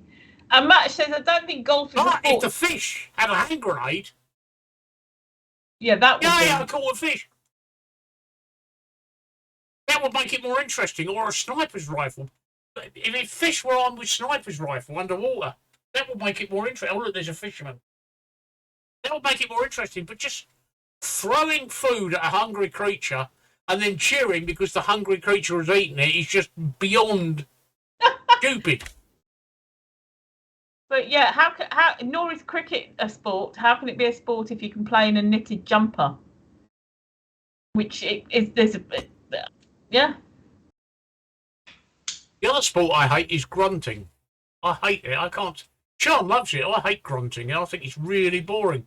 No, I hate it, especially Wimbledon grunting. That's the Wimbledon. The Wimbledon lawn grunting challenge. Talking about that grunting. Did you see that Emma Raducanu, or whatever her name, got an MBE? What the fuck has she ever done? She won the American Grunting Championship. She won the American Open, but she's done fuck all before she grunted. And fuck all since. I genuinely thought you said Gladys something or other. That's why I was saying who. Yeah, I don't know where Gladys came from. How the fuck is she worth an MBE when there's thousands of people who are doing so much good in this country, feeding, who work in food banks. You could tell he's getting worked up. You're tapping something on his desk, don't you? Well, I just think it's fucking absolutely diabolical that she's done absolutely fuck all except grunted a ball over a fucking net and won one fucking match or won a grand slam and done fuck all else. And yet there's people here who are feeding the fucking sick and the fucking old and the people who can't afford any grub. And what they get? Nothing. It's great fun when you let it. Great fun when he takes the restraints off, isn't it, Tracy? I love it. I love his. Carry on. You're doing a better rant than Basil 40. Well, it's true though, isn't it? What the fuck has she done? Well, let's hear your thoughts on dressage then. Oh my fucking hell! Prance teaching a fucking horse to prance? Huh? The fuck's that about? Huh?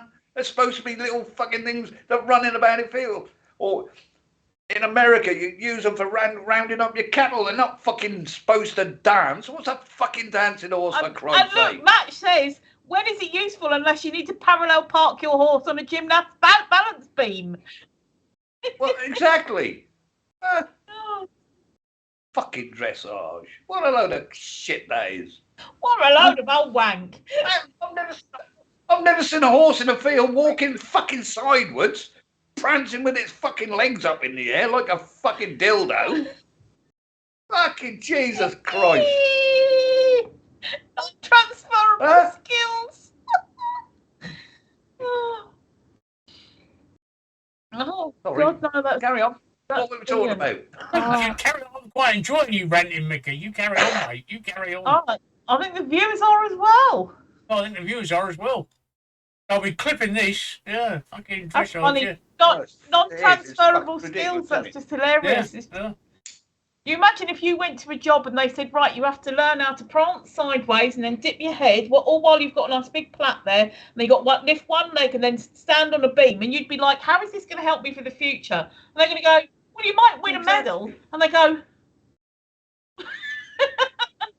It's absolutely fucking ridiculous. Making a horse do what it's not naturally fucking supposed to do. Oh, it'd be amazing if they got a fish to do it. I mean, that's something I'd want to see. That would be something. Other than eating and fucking, they'd be able to do dressage. Fish dressage. That'd be absolutely fantastic because they've never got no fucking legs. What, flap their tails in their fins and about? dip their head and then look Koi. They're going to dip their heads. It's part of their fucking No, body. but they've still got like bones that they can move. But that's what I'm saying. It would be amazing if you could teach a fish to do that. I really do. We're not juddering on Twitch anymore, by the way. No, I know. I've been green. Exactly. Synchronised swimming. See, we've already got it. Synchronised swimming. For the fish. Yeah, that's true. They do it. Huh? And what's that all about? Prancing upside down with a fucking silly hat on your head and your legs sticking out the water, going round and round in fucking circles. Oh, but they got to wear a nose clip. They got to wear that nose clip. Huh? Fuck's sake. What gets me is I've never ever liked some of the stupidest fucking things they put in the Olympics. What gets me about synchronised swimming, and it always makes me feel gives me the ick, is when their feet sticking out, I've solved the eyebrow problem.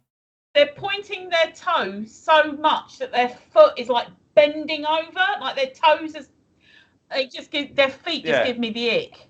Oh, there we go. We can't see the eyebrows at all now. No, I need a fish again. I'll be back in a minute. Sorry. Oh. You got it then, Match. Ick is a fish disease, so nice. It's a fish disease. It is. Really? The only reason I knew that was American Dad. There's an episode of American Dad cartoon where I think one of the humans catches ick from the fish, or the fish gets ick, or something like that. Anyway, and that's how I knew. But it does the toes like that when they're pointing their foot so hard that their toes are just like scrunched, and it gives me the ick. Ah! Match also learned that from American Dad. There we go. It's not a program I've ever watched, to be fair. But again. Oh, it's not a program I've actually watched. It's quite funny if you get into it. It's actually quite funny. I haven't been watching the most recent one. I don't watch much telly anyway. Oh yeah, you don't watch a lot of telly, no. But Family Guy and American Dad are actually quite funny and clever in parts. So, but it's funny and clever, but it's also something that you can just zone out to and fall asleep to if you have to. Yeah. That's it. Klaus is complaining about being lonely and tricks Haley and Steve into touching him, so they get it and have to spend time with him. That was it, yes. And it's kind of like fish herpes, isn't it? That's right. Ah. It's a cartoon. In the cartoon, that's South Park is the best. I used to watch South Park many years ago, and literally going back to the late 90s. I used to watch South Park then because I was hooked on the, oh my God, they killed Kenny. But I haven't watched it since then. I remember I used to work in Woolworths at the time, and I was on the record counter, which wasn't records then, it was CDs. And that Christmas, it was the Pooh song. Oh, you'll know who I mean. The chef, the cook. And something about it's chocolate salty balls. That was it. We not Mr. Hanky the Christmas Pooh. Yeah, Mr. Hanky the Christmas Pooh, and also there was the chef or the cook in it. It was a black guy, and he was kind of like his voice was very the big bloke who did Never Ever Gonna Give You Up, the Barry White. So and he released a single called Chocolate Salty Balls. So suck on my chocolate. I thought you were doing fucking Rick Astley then. Yeah. Okay, I'm finished driving. So gold should be in the Olympics. However, the scoring should not be. Oh, golf should be in the Olympics. However, the scoring should not be on the holes, but the alcohol consumption between holes and the 18th only. Yeah, that sounds a bit like darts, to be honest. That'd be better. Isaac Hayes. Oh, yes, Of course. It was Isaac Hayes who played him, who voiced him. Of course. Yeah, so he had that grindy, sexy voice, which I was going for Barry White, but Isaac Hayes, yeah. Is he dead now, Isaac Hayes? I've got a feeling he is. Didn't Isaac Hayes also voice the Audrey 2 in Little Shop of Horrors? Feed me, Seymour. I think he was. Yeah, he died. Yeah, I remember. I had a feeling I'd seen that. So, but he had a voice. What, Little Shop of Horrors? Oh, seriously, Little Shop of Horrors is good. And Audrey 2, the plant that gets bigger and bigger and bigger, is a cannibal. No, it's not a cannibal. It eats humans. Can't be a cannibal. Yeah. That's it. Isaac Hayes. I knew his name from. Theme from Shaft. Oh, Shaft. Yeah, theme from Shaft. He did that in 1971. Yeah, well, there we go. He went on to do Little Shop of Horrors. If well, you can check that. I'm sure I'm right with that. But he also then was the voice of the chef in South Park. He did. Yeah, he did. Yeah, it says here, Chef Chocolate Salty Balls official music video. Can I just change the subject for a minute?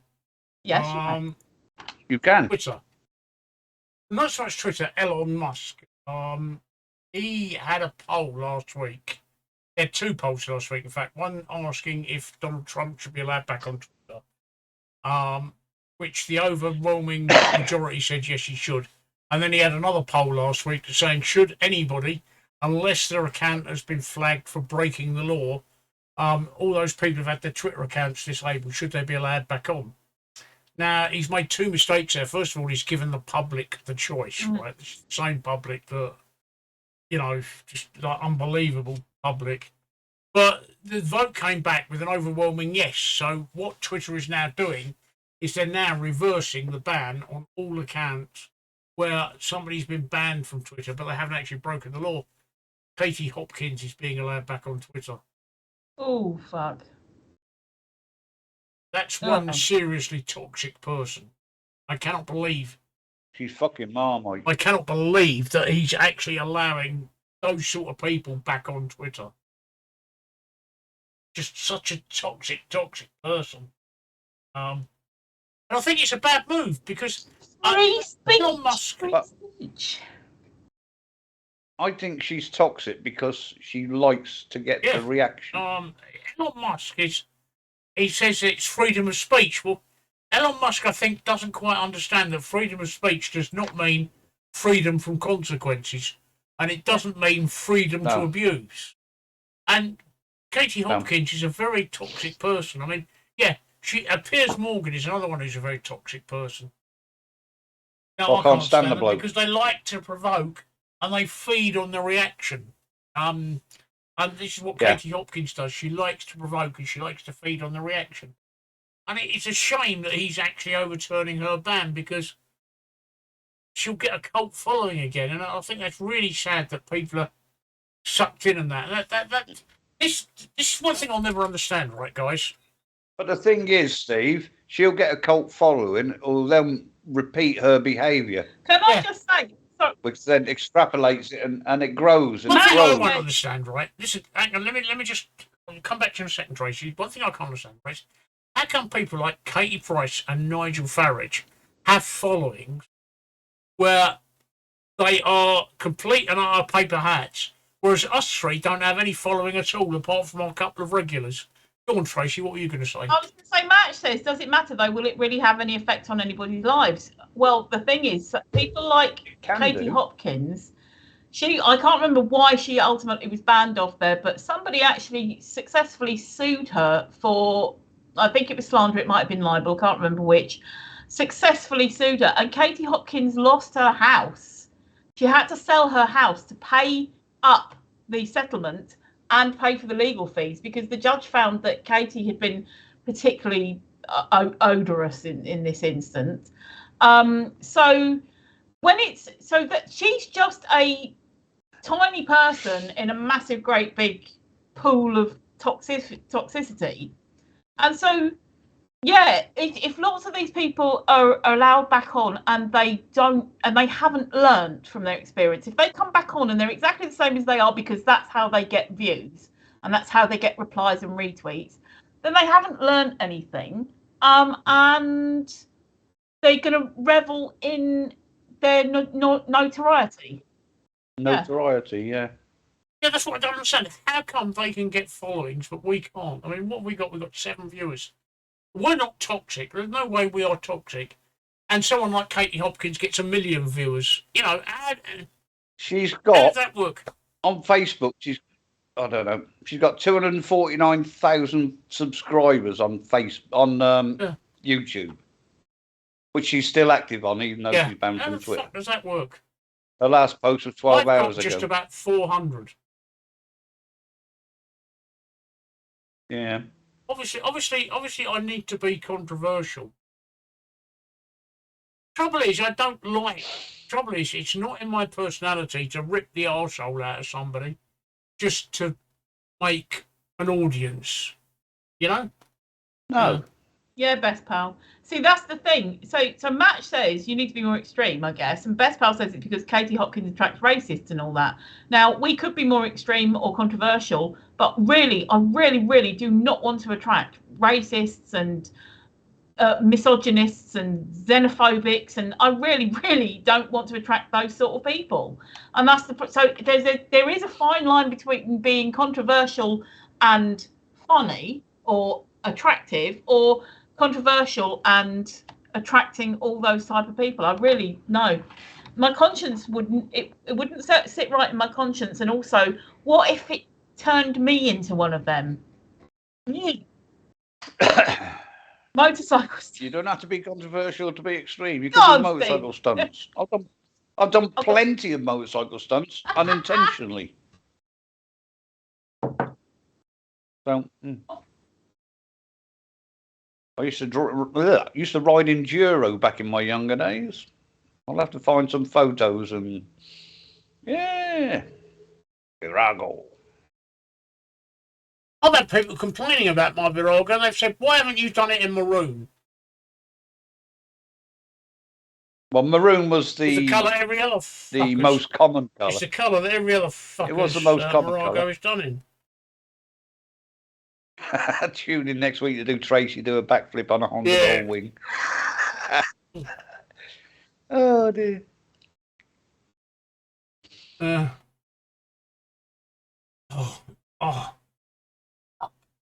Excuse me, people. Pain back. I had gallbladder surgery at the end of September. I had emergency surgery to have my gallbladder out. Now, at the moment, I'm on chemotherapy because I have cancer. And what's basically happening is that when you've had a surgery and the tissue is healing, the scar tissue is healing, apparently it's rapid growing of cells. The cells are dividing quite rapidly to heal. Well, that's exactly what cancer does. Exactly what cancer is, a rapid division of cells. So the chemotherapy drugs don't know the difference between cancer and freshly healed scar tissue. So the chemotherapy drugs are actually attacking scar tissue from my surgery, which is quite painful, which is why I've got this stuff. Because it's when the pain gets unbearable, I've got to take it, and I'm getting to the stage where it's getting unbearable. Unfortunately, once I've taken that, I'm away with the fairies, which is a shame. But there we go. Oh, the joys of having cancer. But like I say, Mickey, when I first started out streaming, I did think to myself that I wanted to be. I could be controversial.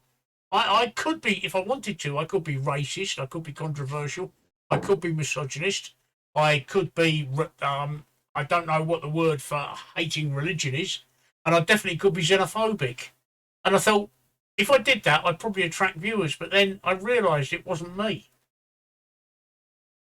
Yeah. And I can't be somebody that I'm not. So I can't pretend to be a misogynist because I'm not.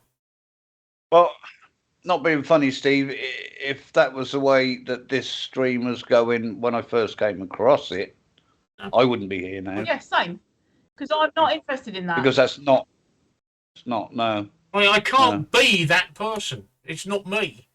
I can only be me. I can't. I don't know whether Katie Hopkins is like that in real life or not. I don't know. But I cannot be that person. I can't pretend to be something that I'm not. No. Yeah, I just enjoy us doing what we're doing. I'm a great believer in what you give out, you get back. What goes around comes around, and karma and everything like that. Yeah, but what I'm saying is that, you know, if you give out hate, you'll get back hate. Yeah. And I I'm just not that person. I was going to say I don't want that, but I'm just not that person. I mean, yeah, everybody can have a strong dislike for things and stuff like that, but I'm not the type of person to sit here and just be like bitchy or nasty just for the sake of it. No. I've worked out how to deal with the eyebrows. Hey! There we go. Let's get rid of mine at the same time. And you too could get one of these if you subscribe to the channel with your little Woody points. 8,000 points. One of these can be sent to you by Woody. Signed and numbered. Sealed, delivered. It's yours. Well, except if you're me, then it doesn't get numbered or fucking signed. It just gets stuck in an envelope. Or it wasn't even stuck in an envelope on its own. It was sent with something else. Do you know what that is? Huh? That's the smallest violin in the world. Oh my god! So if your name's Mickey, I had to sign it and number it myself. If your name's Mickey, you won't have it signed and you won't have it numbered. No. Hey, the fuck is that all about? I think it's absolute fucking diabolical treatment. I've got somewhere else to put it. There we go. Stick it there. A badge. Yeah, Match says there's only one thing I know how to do well, and I've been told that you can only do what you know how to do well, and that's be you, be what you're like, be like yourself. Yeah. And that's what we are on here. Which is why we've got no viewers. Yeah. So it's probably what. Well, yeah. All we can do is keep plugging along.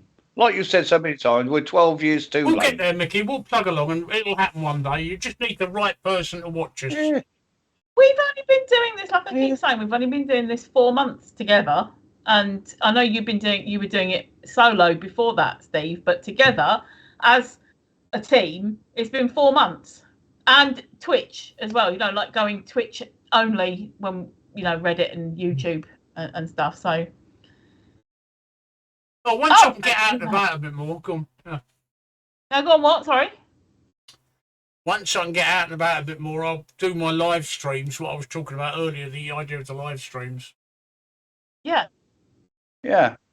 And also by doing that, obviously, this, it will create content for your YouTube because people love being able to see people going around and things. So. I'm not putting it on my YouTube. I've actually got a separate YouTube channel for the streams. Oh, that's what I meant.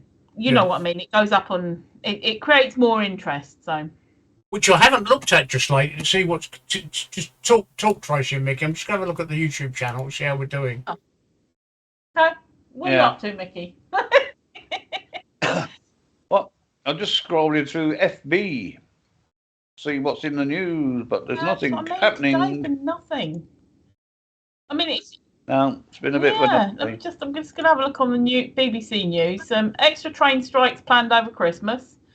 Eighth child has died of Strep A confirmed. Cold weather alert issued. Wave of Russian hits Ukraine. December strikes. Brazil versus South Korea. And Harry and Meghan with their new bloody fucking thing out again. Yet another exclusive as how badly they've been treated by the royal family. Right, on YouTube, right, hang on. I'll put the link up and you can see. You can see our stunning figures. There you go. You'll be mega impressed. You'll be mega impressed. 6 subscribers. It was 6 only subscribers. 5. Wow, Only 5 when I last looked. Oh, I see. Yeah. Oh, look. Yeah. It's just keep going because the more you put up, the more it gets put in front of people's noses, and the more people, like literally, when they're on their phone, and then the more people will come back and subscribe and look at more. And if you look at the second one and the third one along, I'm actually wearing a Woody's Tube T-shirt, Mickey.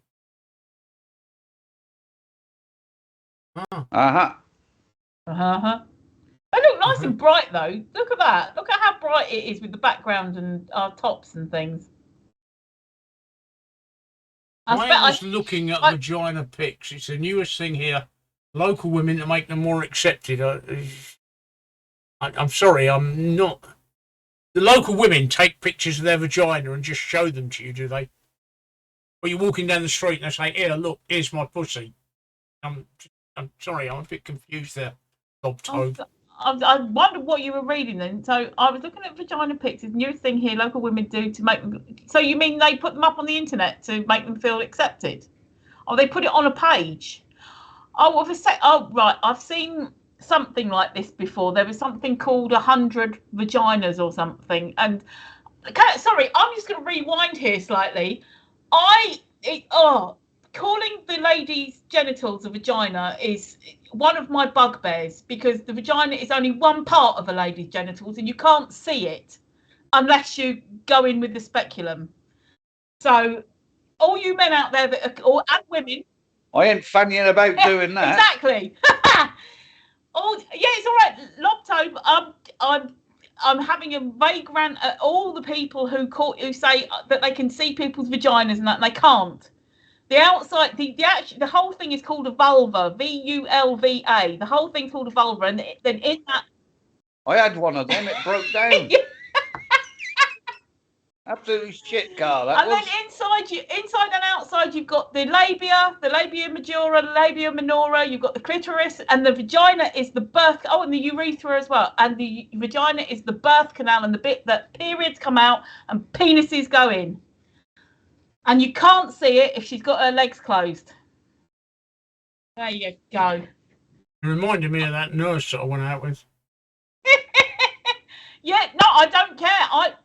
When in the bedroom, it's all very well what you say, but I'm just saying that what the outside is called the vulva, vulva, not the volvo. And one showed the inside. Do you mean the? See, this is what I'm saying. To actually show the inside, you have to open the hole with a speculum, which is, look it up. Thank you, Alex. What the hell that's saying? I just get really, it just frustrates me so much when people say, or you read something and they go, oh, you get frustrated when people don't open your vagina with a speculum. No, I get frustrated when people, I get annoyed when people say about that they saw a nice vagina and that. You can't see a nice vagina unless she's prolapsed. It's just one of those things that really annoys me. I saw one once. That was 66 years ago. There you go. Thank you, Mickey. You have it right. And the fannying about was a very good pun. I enjoyed that. Yes. What's the bit that I put between my teeth and give it a good tongue lashing? If you, oh God, if you, That's the clitty. Don't. If you're chewing on a clit, for fuck's sake. Well, some people like it when you have a good old chew. No, it's when you hold it with your teeth, right? At the base. Yeah, because I've got a gap in my teeth. teeth. At the base, right? And you lick the top. I'll let you off, Mickey. I'll let you off, Mickey. Because he's got the gap. Everyone's gone quiet. Yeah. See, you stick it between your teeth and flick it with Yeah, your tongue. I'll let him off, but the chew. Oh dear. Hang on. Look, we're getting somewhere. Like every time Max, and they don't pull away because they'll bloody hurt. He's going to think of this show. Yay! I've also noticed since we've said the word vagina, our viewership has gone up. Vagina. That's a lot. I really felt like a cunt then. Yeah. Oh dear. But it's also one of these things when you don't forget, I frequent forums and things with women on them, and when you see or hear or whatever women saying that they have to shave their vagina, and it's like, no, there is no way you've got hair growing in your vagina, for fuck's sake. You've not been out with some of the women I've been out with then, Tracy. Jesus Christ, no. I'm terrible. Sure they've got teeth up there. Oh, vagina dentata. Ah, dear. Flaccid for life. I'm giving Matt erectile dysfunction.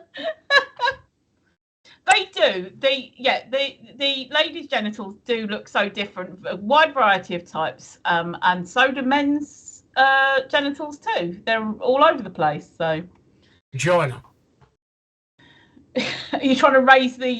You just every now and then you got to announce vagina. Yep. As for the teeth, I've seen that show before. It's called Ratters, and the little dog sinking teeth and shaking the head back and forth like a bad hangover. Oh my god! It's the name of my new. That's me on a clitty. That is. Seriously, mine has inverted so far that I think I've got a second vagina. I'm a mega cringe going on here. Oh. Vagina. She's clenching. She's clenching.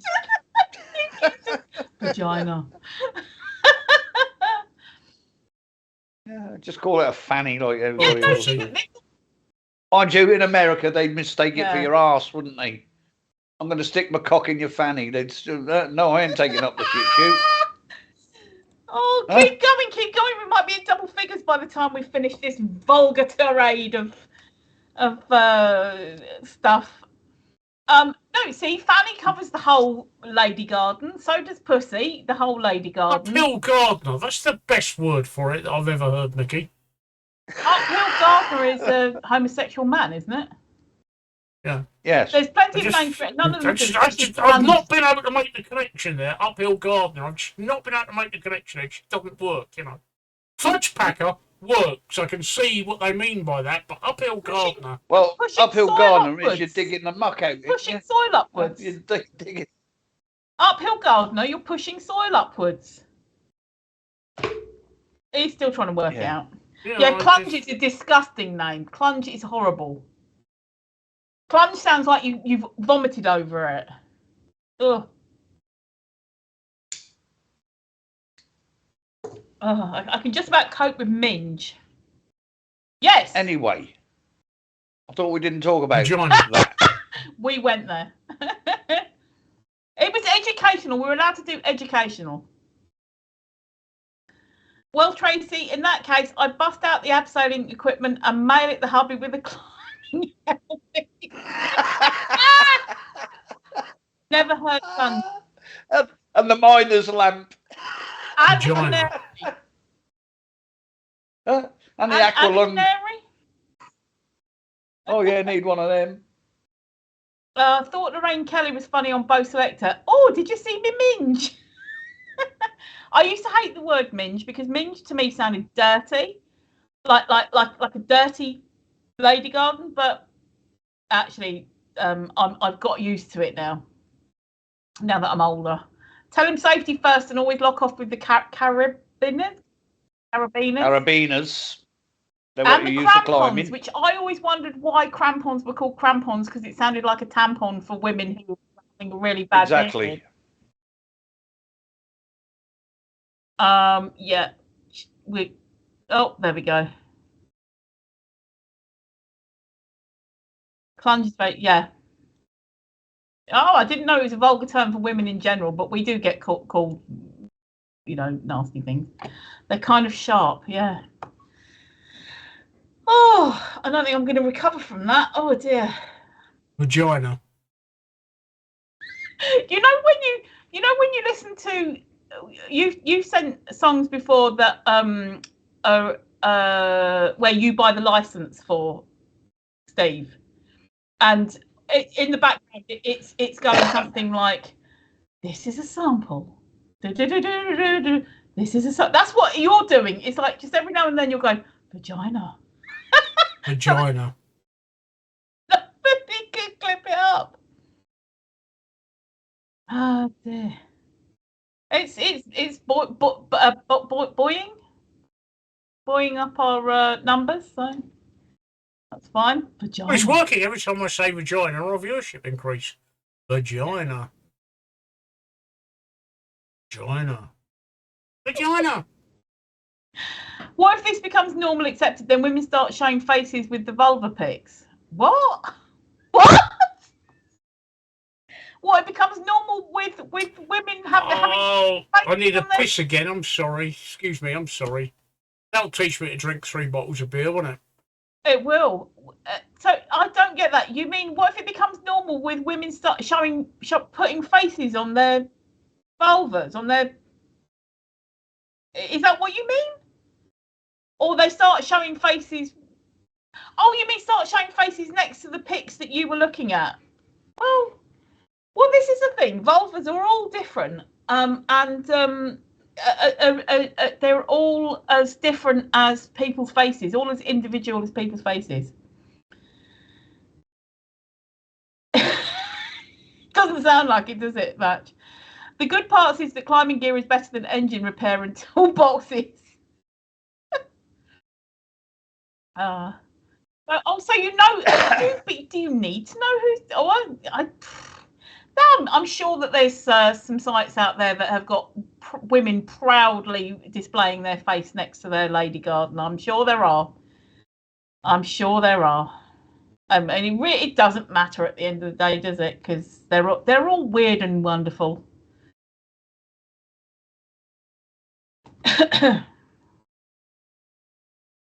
Yeah, but not the local women. I see. So the local women are doing this because they're getting used to being proud of what they've got.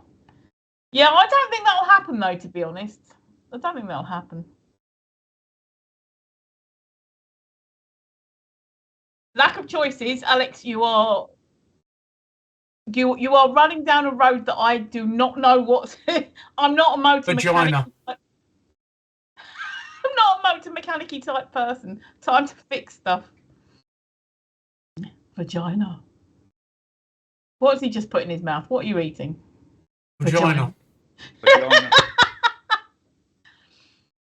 It's like being on I'm a Celebrity. Way! Vagina. Popcorn. Vagina popcorn. Yeah. Yum. Oh, dear. Vagina flavoured popcorn.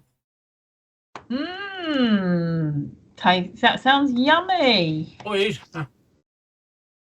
How do I write this? How do I write this all down? I just realised I think I would just put vulva. There we go. Write down vagina flavoured popcorn. Yeah. No, I was trying to work out how to put down this last bit that we were just talking about. I was just thinking, how do I write this? I think, no, fuck it. I'll put vulva versus vagina. They're the actual bodily terms. Oh God, yeah. Oh, I'm seriously. I'm sure you've not been on any of those sites that Match has posted. I don't go on those sort of sites, no. There's a sub on Reddit where all the people posting are women posting pictures containing. Okay.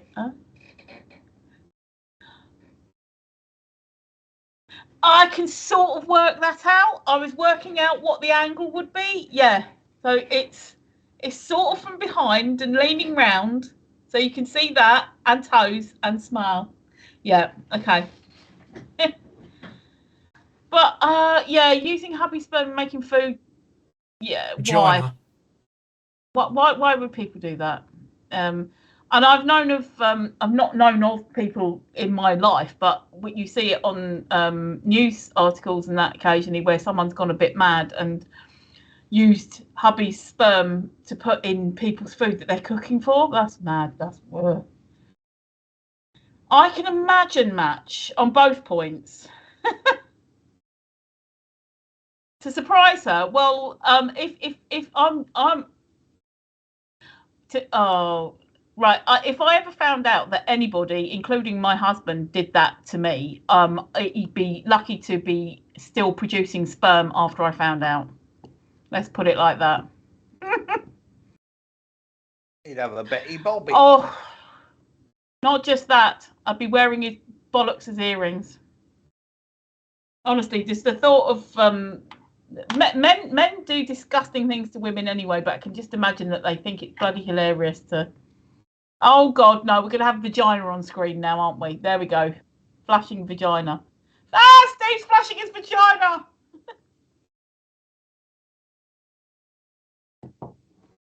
No, match. What he's saying, what Lob Toby's saying is that the husband makes the wife some food and puts his sperm in it to see if she can taste it in the food. And I'm saying that if I ever found out that anybody had ever done that, including my own husband, he would never be able to produce sperm again. Run. He wouldn't do that though. He's not disgusting like that. If completely different situation. If I said, "Here, love, spunk into me burger," you know, I'm inviting it. That's different. But if he did it, no, it's not that she doesn't mind that taste. It's actually assault. If he's putting his bodily fluids into her food, is actually assault.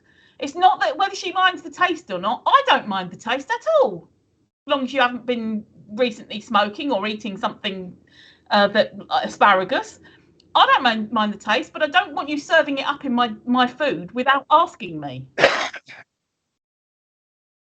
That's Yeah. all right if they ask you first. If they ask me, I'm not saying this is a hypothetical situation because it hasn't actually happened. But if I was asked and I agreed and it happened, I have no problem with that. But if I wasn't asked and then somebody served me up some food and then I find out, oh love, you didn't taste that I put my spunk in it. Yeah, you'd never be pretty. Thank you, Alex. Yeah. Well, exactly. It's terrible. But yeah, Matt, I thought he put a vulva in the catalogue and see if she'd spot it. Yeah, no, it was worse than that. Way worse than that. It is okay if he says you want some spunk on your spag bol because he's asked. He's asked. He's asked if you want it. Don't put any parmesan on my spag bol unless I've... But they would agree first. Yeah, if they agree, that's fine. I've got no problem. If you whatever you want to eat, that's absolutely fine. Vagina. There we go. So he would test her taste next week's month. Yeah, but how would he test it? No, see, he would have to be asking her each time. I don't hear it that often, but Lobtoby's obviously very intrigued as to. Come on, Mickey and Steve. How often have you two shouted through from the kitchen? Here, love, I'm making some dinner. Do you want some spunk on it? I wouldn't be so crass. Exactly. I happen to love and respect my partner. Exactly that. There's a time and a place for it, and it ain't in the fucking... Put him in the bedroom, I say, roll over and bite pillow, bitch. But, in his fucking dreams, that is. But that is precisely my point. It's disgusting and disrespectful if you just... Can you imagine... Oh, you wouldn't do it anyway, but can you imagine if you're one of these guys who quite happily just spunk into your partner's dinner to see if she can taste it? And how embarrassing would that be if the kids came in while you're wanking into the spag bowl? What are you doing, Dad? I'm seasoning it. Yeah. Embarrassing would that be? Seriously, how embarrassing. Oh yeah, and again, yeah, see, Lobtobe like that. I mean, just what if your mother walked in or something? I mean, just terrible. Mickey wouldn't be so vulgar. He'd say, "Would you care for a sprinkle of semen on your spaghetti bolognese, my dear?" He would, wouldn't you, Mickey? His wife would say, "Where's Mickey?" Yeah. Lobtobe says, "I'm making donut holes." Yeah. Penalty on the play, Dad. Exactly. Oh, that's funny. Oh, I had a good rant. That was a good rant. 2 rants in one evening. Yes. Oh. We've got 9 viewers. Yay. Yeah. I must be getting old because that conversation didn't interest me at all. So I went and had a look on Facebook. You're not alone, Mickey. It's No, but on it right. It was. I was involved in the fanny talk. Now you're being a cunt. But I know. But I've always been one. I think the thing is, though, is because it's not interesting to us, and I just got riled about it because there are guys who think that it's hilarious or sexy or whatever to do stuff like this to the partners who aren't agreeing to it. No. And that was why. And it came right on the back of me saying it's not called a vagina when you're looking at the front bottom. What if a bakery would make them with baker's dong and advertise it like that? Special type of bakery. Matt says on South Park they call it the Yelper special. If someone says they review for Yelp, they fill the meal with boogers and cum. Oh Jesus Christ, it's getting worse. And there's no other reply thing for me to read out afterwards. So, do we change the subject? Yes. Right. Yes. Vagina. No. Come on, boys. What should we talk about now? Vagina.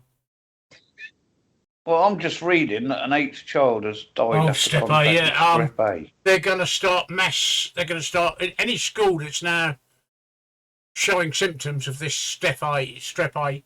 They're going to give mass antibiotics to the entire school. Good. Sounds It's a sensible. very sensible thing. Although, hang on, I said good, but I'm gonna pull back on that slightly because although it sounds sensible, if you over antibiotic people, you know from taking antibiotics that it kills off the good bacteria as well. Oh, yeah. And it can leave you more vulnerable to stuff later in life. But there has been studies that shown that the amount of times that you were giving antibiotics as a kid affects your illnesses and your immune system and everything later in life.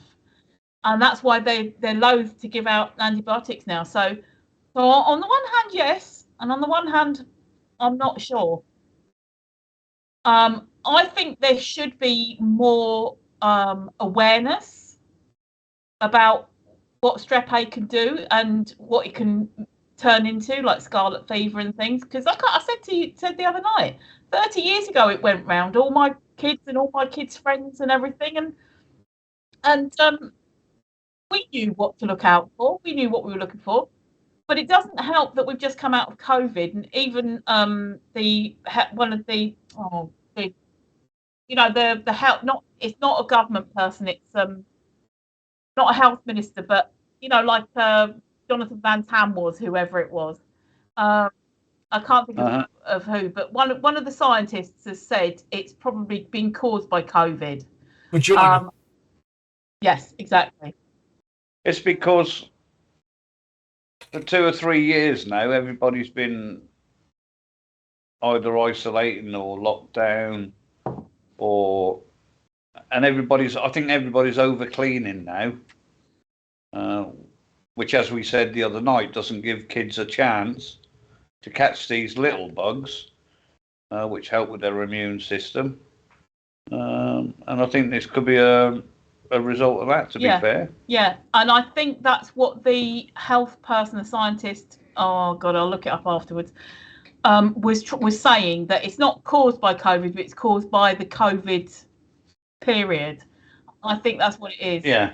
I think it's a combination of all these things. And again, like I said, awareness. My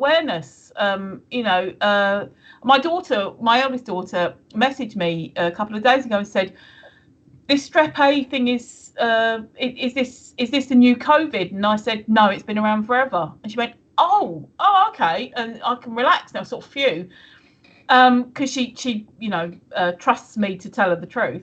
But it's been around for forever. It's just the media are reporting it now, and it is sad. But hold on, kids should not have some bugs.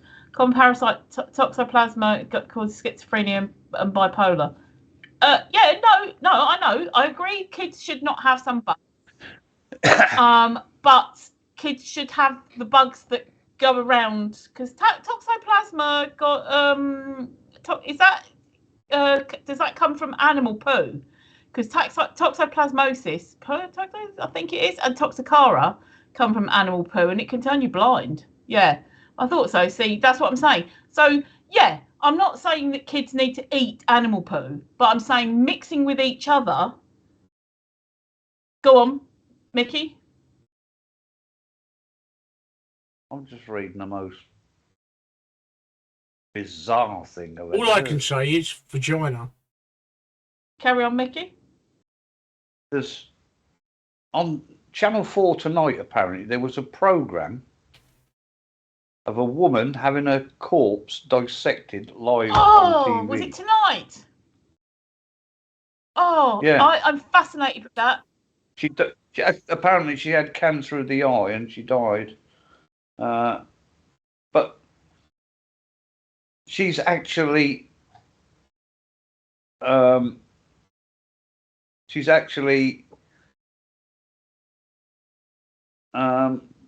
it's going to be her voice that is actually talking about it. That's bizarre. Oh. Yeah. Yeah, I'm fascinated with the autopsy programs ever since that guy, the one who did the plastification. He's got Parkinson's now, or dementia or something. But I can't think of his name. I'll look it up. But I just think it's bizarre that somebody wants to watch somebody's body being cut up. I think it's one of those morbid curiosity. It's supposed to be this film shows a dissection of Tony's body during a series of educational workshops. Right. Okay. Yeah, I think it's intended to educate viewers on the signs of cancer and its journey through the human body. Okay. Righto. Yeah, not something I'll be watching. I mean, it's one of these things that you don't get to see normally. Only the morticians get to see stuff like this, and I think as long as it's done in a respectful, educational way. Well, yeah, that's what they say. It's going to be sort of an educational. Not ta-da, here's her lungs. I don't want Big Brother type stuff. I want the way that it was done with this other guy with the plastic. You'll have to watch it on catch-up. I will do, and it's one of those things that I find fascinating because once we're gone, and it's a learning experience for people. And don't forget, there's still a massive amount of people, massive percentage of the world population who don't know what different parts of the body do, and anything that can teach you is a good thing. And I think it's brilliant because if you think about it, going back 200, 300, 400 years or whatever it was, even doctors and surgeons didn't know how parts of the body worked, and they were privy to being able to see people being cut up in public. Yeah, we used to dig them up to do that. Yeah. Yes. Yeah. Vagina. Yeah. Yeah. What if I gave my corpse? Probably seen how that works, Steve. Yeah. But you can. I just seemed a bit. Thank you. Sorry. Just going to run down. Probably match about the script. Probably. I need to fucking loo again. My bladder. Sorry, people. That's all right. Vagina. Gunther von Hagens is the man. Yeah, I loved him. Match says I was going to do my schoolwork experience in a morgue, but the school wouldn't let me. Damn. What if I gave my corpse to be disrespected on TV? You can donate your corpse to be to things like this, not necessarily on TV. So yeah, it is. Yeah, she did. She donated it and said, she gave her permission to not only that to be named and to have her body dissected, and I should assume that they must have given her a script match because apparently part of it is her describing what they're doing. It's not illegal. It's not illegal. It would be illegal if I did it to you. That would be illegal. But as long as the person doing it is a proper scientist, mortician, fully trained and everything like this, and there's all the permissions from the person who died and donated it, and also from the family, because the family could turn around at the end of the day and go, no, we don't want it happening. So as long as there's all permissions, it's not illegal. Careless land. Okay. I don't know if we're getting some language barrier here. No, it is cool. It is cool. I volunteer mine to some kind of haunted house type thing to scare people. Now that might be illegal, Match. That might be illegal. I don't think it's disrespectful as long as it's done respectfully. And when it's on TV, it can be educational. Like I said, they're not ripping her lungs out. Like they're not pulling her apart and ripping her lungs out and going, ta-da, here's some lungs. No, it's done medically. Yeah. It's done properly. It's something that they do every day. The only difference it's going to be is that they're going to have cameras present. and use it as educational. I don't know if it's for hang university on, I've got it. purposes. Sorry, Mickey, I've got it. Lobtobe actually means with the purpose. He wants to donate it with the purpose of actually disrespecting it. So basically, people can make it. Did I hear her right? Did I hear her just say, I don't think it's disrespectful if it's done respectfully? Well, duh. Yes, you did. Yeah. You did. Well, duh. Matt says that there was that guy who wanted his skull to be used in Hamlet, and David Tennant was the one to hold it and give the famous speech. Yeah, that's fantastic. Yeah. I was misreading what Lobtobe actually said anyway, because he wants it to be disrespected after he's dead. Chicken out the biscuits, Mickey. Hey, what? Oh, Rich T. McVie's. No, Tesco. Fucking Philistine. We get a lot of Tesco goods here. I don't know why. It might be because your wife works there, or your partner works there. Has that got anything to do with it? No? I used to get a lot of B&M stuff when my boy used to work there. Yeah. Apparently, they used to get a lot of damaged goods if it was something they liked. Oops. Oh dear, the pallets fell over. I know. Yeah. That's why I was laughing. Excuse me, that was a burp. I don't normally burp on the street. It used to do nights restacking. Oops, dear, pallets fell over. Can't put that on the shelf. Yeah, could make a skeleton motorbike with skull as a light. Yeah, well, see, that's... Yeah, you'd have to find the right sort of company that would do that, so... But again, it was the guy, Gunther von... What's his face? I'm going to have to scroll up to what... Gunther von Hagens. He did this plastification, and he did... the Von Trapps were the Sound of Music, weren't they? Yes. Vagina. Yeah, well, there were a bunch of fannies. You know, that's one program. That's one film I've never seen. Oh, Or I've not seen all of it. I mean, I used to sit down on a Christmas afternoon. It would start. I'd fall asleep and wait up at the end. That's how fucking interesting that fucking film is to me. Here's the topic then. It's what films has everybody else seen but you haven't? Any of the Harry Potters? Well, Sound of Music for a fucking start. Any of the Harry Potters? Huh? Yep, same. I think I've seen two of them.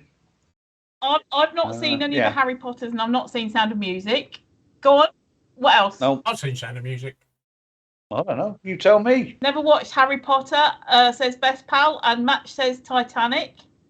Oh, you're missing something there. Yeah. The effects are good. I'll give it that.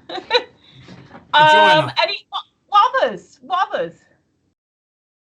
I saw a classic, actually, Titanic. I saw a classic role reversal skit about that because of women wanted equality. It was her in the water and that, and him on the board. That was quite funny. She kept saying, "Oh, let me climb on the board." He said, "No, you wanted equality. You stay in the fucking water." Like, I thought it was great. Who did that? I don't know. I don't know. It was on Facebook. I saw it or something, but it was really funny. Or whether it was a TikTok. I've never watched Game of Thrones. I just found it. Not a single episode. Same. Nor have I, for the simple fact that I'd read all the books. And I had read all the books, and he still haven't finished the fucking books. That surprises me. So I won't. You can read. What? Well, there you go then. See? But yeah, I've read all the books except up until, and he hadn't written one for about fucking 5 or 6 years because he then went, I'll make more money out of the series, and the end of the series is fuck all like the end of the books because he hasn't finished the books. Match, that rings a bell. Actually, I think I've heard that one as well because he should have given up his space on the lifeboat for one of the passengers. Vagina. Yeah. What other films? There must be loads of other films. What do you mean, Rich T are the worst? I won't disturb you.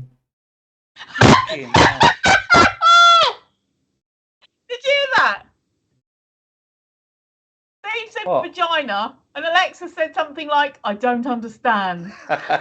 No, she didn't. She said, "I won't disturb you." Never seen any of the Rockies. I think I watched the first one. Vagina. Okay, Steve, I won't disturb you. What, while he's playing with his vagina? Oh, yeah, exactly. Oh, She that's said, funny. "Do not disturb" comes on at just 5 minutes past midnight, and I it know. stops the doorbell, my phone, and the telephone from disturbing me until 11:30 in the morning. It was such well timed. You said vagina, and she said, "I won't disturb you." You've never seen any of the Aliens or Predators either. Ah, missing out again there. Alexa, what is a vagina? I have one definition for vagina in the context of biology: the muscular tube that leads from external female genitals to the cervical opening. There you go. Yes, she said it. Never much seen more any of the specifically. diehards. I've only seen the first one, I think. Alexa, can you say vagina in Welsh? Doo-doo. That got her. Anyway, I'm going for another pee. Well, why didn't you tell her to say, Alexa, say vagina in Welsh? Alexa, what say is- vagina in Welsh. Microwave in Welsh is microdung. Microwave, she said.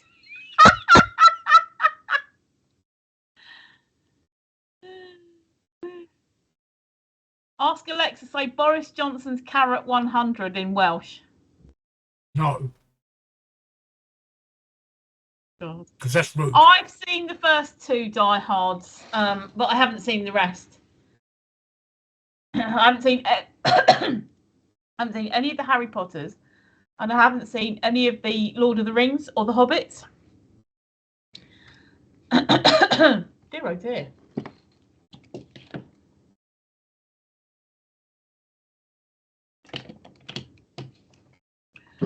Oh dear oh dear.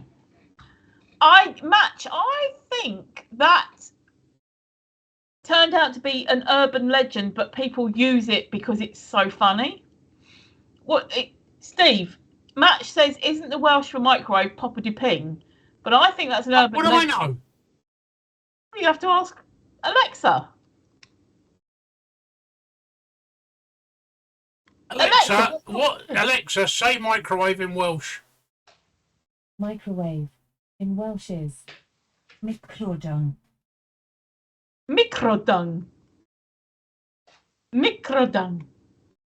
Yeah, see, Papa de Ping, I think, was an urban legend that people now think people use Papa de Ping because it's fun or something like that. It's better than the truth. Yeah, exactly. Microdung. There we go. I can speak Welsh. Microdung. Mickey's got no idea why I'm saying microdung. I do. Microphone. See, I speak Welsh. It's microwave in Welsh. Hey. See? Yaki da. No, match. They can't spell it like that because there's too many. I can't remember what it's called now. Consonants. No, not consonants. Too many. What's the other one? Vowels. Vowels. Thank you. There's too many vowels in it. No, really, You need too to many remove consonants. the O, and then There's that'll be one right. vowel in that. Yeah. There's too many All vowels. the rest are consonants. Well. Huh? What? There's only one vowel in that, all the rest are consonants. I know, and I'm saying that by having one vowel in it, it's too many for a Welsh word. The joke's gone now because I couldn't remember what a vowel was. I know what the punchline was. The punchline was vagina. That's it.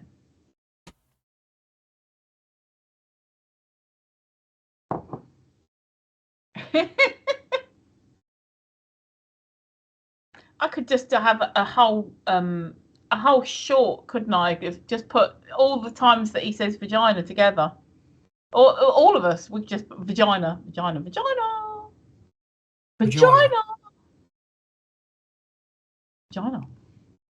You can say vagina, Vicky. Fanny. Matt, match, exactly. Oh dear. Oh. So, Vagina. It is. That's what you were struggling. That's the word you were struggling for, wasn't it? Yeah, fanny. Yeah. See, I know these sort of things. me fanwy. Yeah. Yeah. It's 10 past. On 10 past midnight. past 12. What do you reckon? Go to 1:15, and then it's been 3 hours. Well, I'm going. Oh god, no! 1:45's going to be too long for me. All right. Can we just do like 10 minutes? Yeah. Okay, 10 minutes then. All right, we'll go to 2. We'll go to 20 past then. All right, how's that? About 8 minutes. Yeah. Do we? Is it all right for you, Mickey? Do you want to go have sex? Absolutely fine. 8 minutes. You want to go have sex and come back and say goodbye? Fucking 8 minutes. Fuck me. I'll be back. Fucking 6 minutes left. And that's with me having to go upstairs and come back. Are you going to eat the pizza as well? Yeah. Oh, that's hilarious. No, I didn't know that much. Letters and numbers. Do they still got the boo? Actually, Match, have you seen the episode of You do that again? boo? She did that well, didn't she, Mickey? That's almost as good as my news. Almost. Did you ever see the episode? Tracy, hang on, Tracy, can you do that? And when she's done that, can you do yours? Go on. Ready? Have you got your Go on, Tracy, go on. Yeah, I'm going to. Are you ready, Mick? Yeah, he's ready.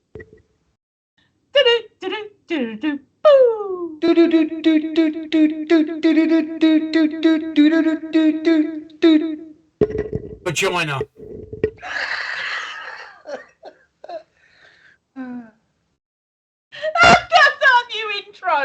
That's our new intro.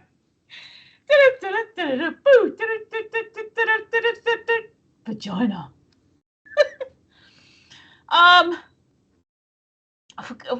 Let's. Oh yeah, no. So, has anyone seen the episode of the IT Crowd where they do street countdown? I was actually going to say street vagina then. Jesus Christ. Street countdown. The IT Crowd. Has anyone seen that? I don't even know who the IT Crowd is, so.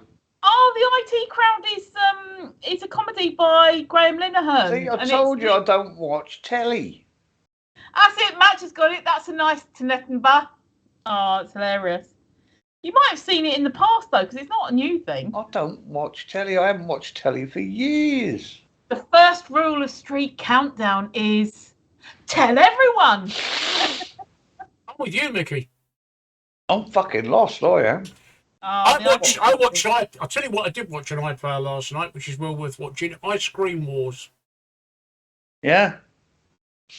It's a documentary, 2-part documentary about the ice cream wars in Glasgow in the mid '80s. It's actually quite fascinating.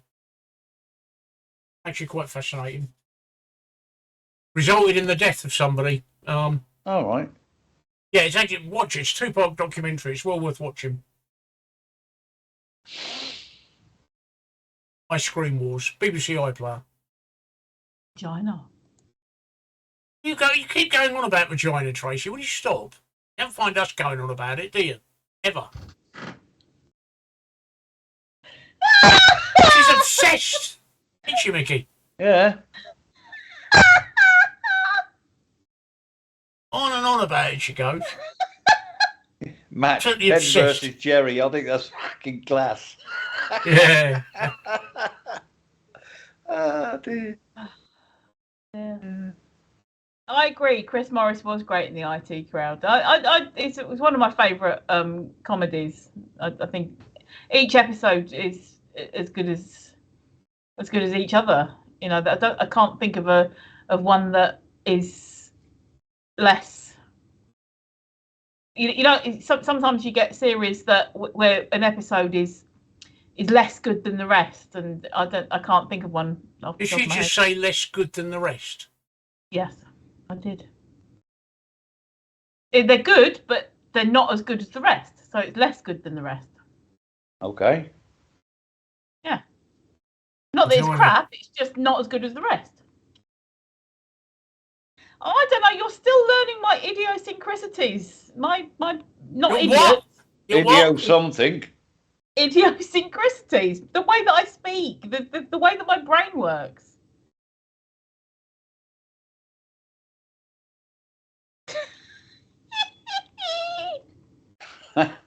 Steve looked like he had a bee stuck up between his mouth and his plate there. I did. My actually, what's popcorn happening stuck is up my there. no, I've had my teeth in since 6 o'clock this morning, and the Fixodent is starting to wear out, so they're starting to move about in my mouth a bit. Try expanding foam. Thanks, Mickey. I'll give that a go. Good tip. Oh, red hot tip. You don't come here for my fucking wisdom, do you? I can't take my teeth out yet because we had toad in the hole for dinner, and I've still got a portion left. So that's my supper tonight. When we finish, bung it in the microwave and have some heated up toad in the hole. Bung it in the popperding. Ba-ding. Pop the ping. We had pork chops, so I got none left, so I can't ping then. Yeah, that's it. Matchy Gorilla Glue. That'll do. That'll stop them fucking slipping. Yeah. Hey. Absolutely. Having false teeth can be great. Having false teeth can be a wonderful thing, but if you have them in too long, my ex-wife used to wear hers 24/7. I can't do that. Well, didn't you take them out for a blowjob then? No, she took them out for a blowjob, yeah, and put them back in again. Oh, that's all. I can't do that. Well, I've never taken my teeth out for a blowjob, No. but I can't do that because after a while, like I say, the glue that holds them in place, Fixodent or Polygrip is what I'm using, just sorts of wear loose, and I've got to keep them in because I've got to eat my food. But then when I've had my food, I'll take them out for the night. I can't leave them in overnight. I don't I'm wear always mine. worried I'll end up. Simple fact, I could never get on with them. Just made me fucking gag. So I don't wear them. And now they don't fit my mouth. So I'd need a new set. Mine hurt when Because I your teeth first put them in. move if you don't have anything to fill the gap. Mine first hurt when I put them in, Mickey, but that went away after a couple of days. Just get used to it. Yeah. But I can't be without them because it's the only way that I can chew on this side of my mouth. Yeah. But it does get a bit grinding when they start to come loose towards the end of the day. But that's not bad. That's what, since 6 o'clock this morning, so that's 18 hours they've been in. I don't understand how people can wear them 24/7. You could always liquidise your food. You ain't got to fucking chew it then. Not quite the same, is it? You don't drink sausage toad with a straw. You don't? No. Oh, okay. Vagina. Yeah. You might suck that through a straw. Yeah. But yeah. Tracy's gone very quiet. Is she dead? No, I was. I had my eye on something else. Sorry. Oh. Huh? She's looking at. I was just lining up what I was going to watch after we finish this stream in a minute or two. Okay. What are you going to watch? Vagina. Yeah. What are you going to watch? Are you going to watch this autopsy? My sister has a YouTube video that I haven't watched yet, so I might give her some views on that. And I've got, I really like, it's called Two Doors Down. It's a Scottish comedy on BBC, and I've missed absolutely every single one of them because it's usually playing on a Wednesday. So I might binge watch some of that. So that's why I was glazing over, because I was looking to see if it was all on. Max, I've forgotten what you bloody said what sub we should look at. Or was that one of the tits, fannies, and whatever else it was you said on Reddit? I can't remember. Sorry, Match. Repeat yourself because I must have missed it as well. I'm scrolling back. Oh, hang on. No, that's that. Doing that. No, can't find it. Anyway, listen, we're at 20 past, guys, which is when we said Yep. we're going to. I was just about to say it's 20 past. If we want to call it a night. So are we calling it a night? I think so. And Well, it's gone midnight, and I haven't turned into a gnome yet, so it must be fairly fucking imminent. Yeah. I'm going to say good night, guys. I'll see you on Wednesday. Busy week this week, but for me anyway. But I shall be here on Wednesday as usual. Guys, what about you two? Well, I was going to say, Tracy, is I'm going to start turning this into a podcast tomorrow. So if you could look back and do the contents and change the title tomorrow to be more reflective of what it's got in it, I'll do the podcast tomorrow. I'll see what I can do regarding the title because I'm gonna have to. Yeah. You can lose the socials and the Discord, for instance. Oh no, I know. I'll have a think. I'll have a think. All right. I'll try to remember that. Remind me if it doesn't change. All right. I've got something very important to say to Mickey. What? Join her. Oh. And once more for posterity. I'm sorry? And I've got one thing to say to all our posterity. viewers, and that is good night, stay safe, keep your family safe, and we'll be back Wednesday for another. Yep, I'll see you on Wednesday, and I'm going to try the faces to play us out, so let's see if it works. Vagina. Vagina. Fanny.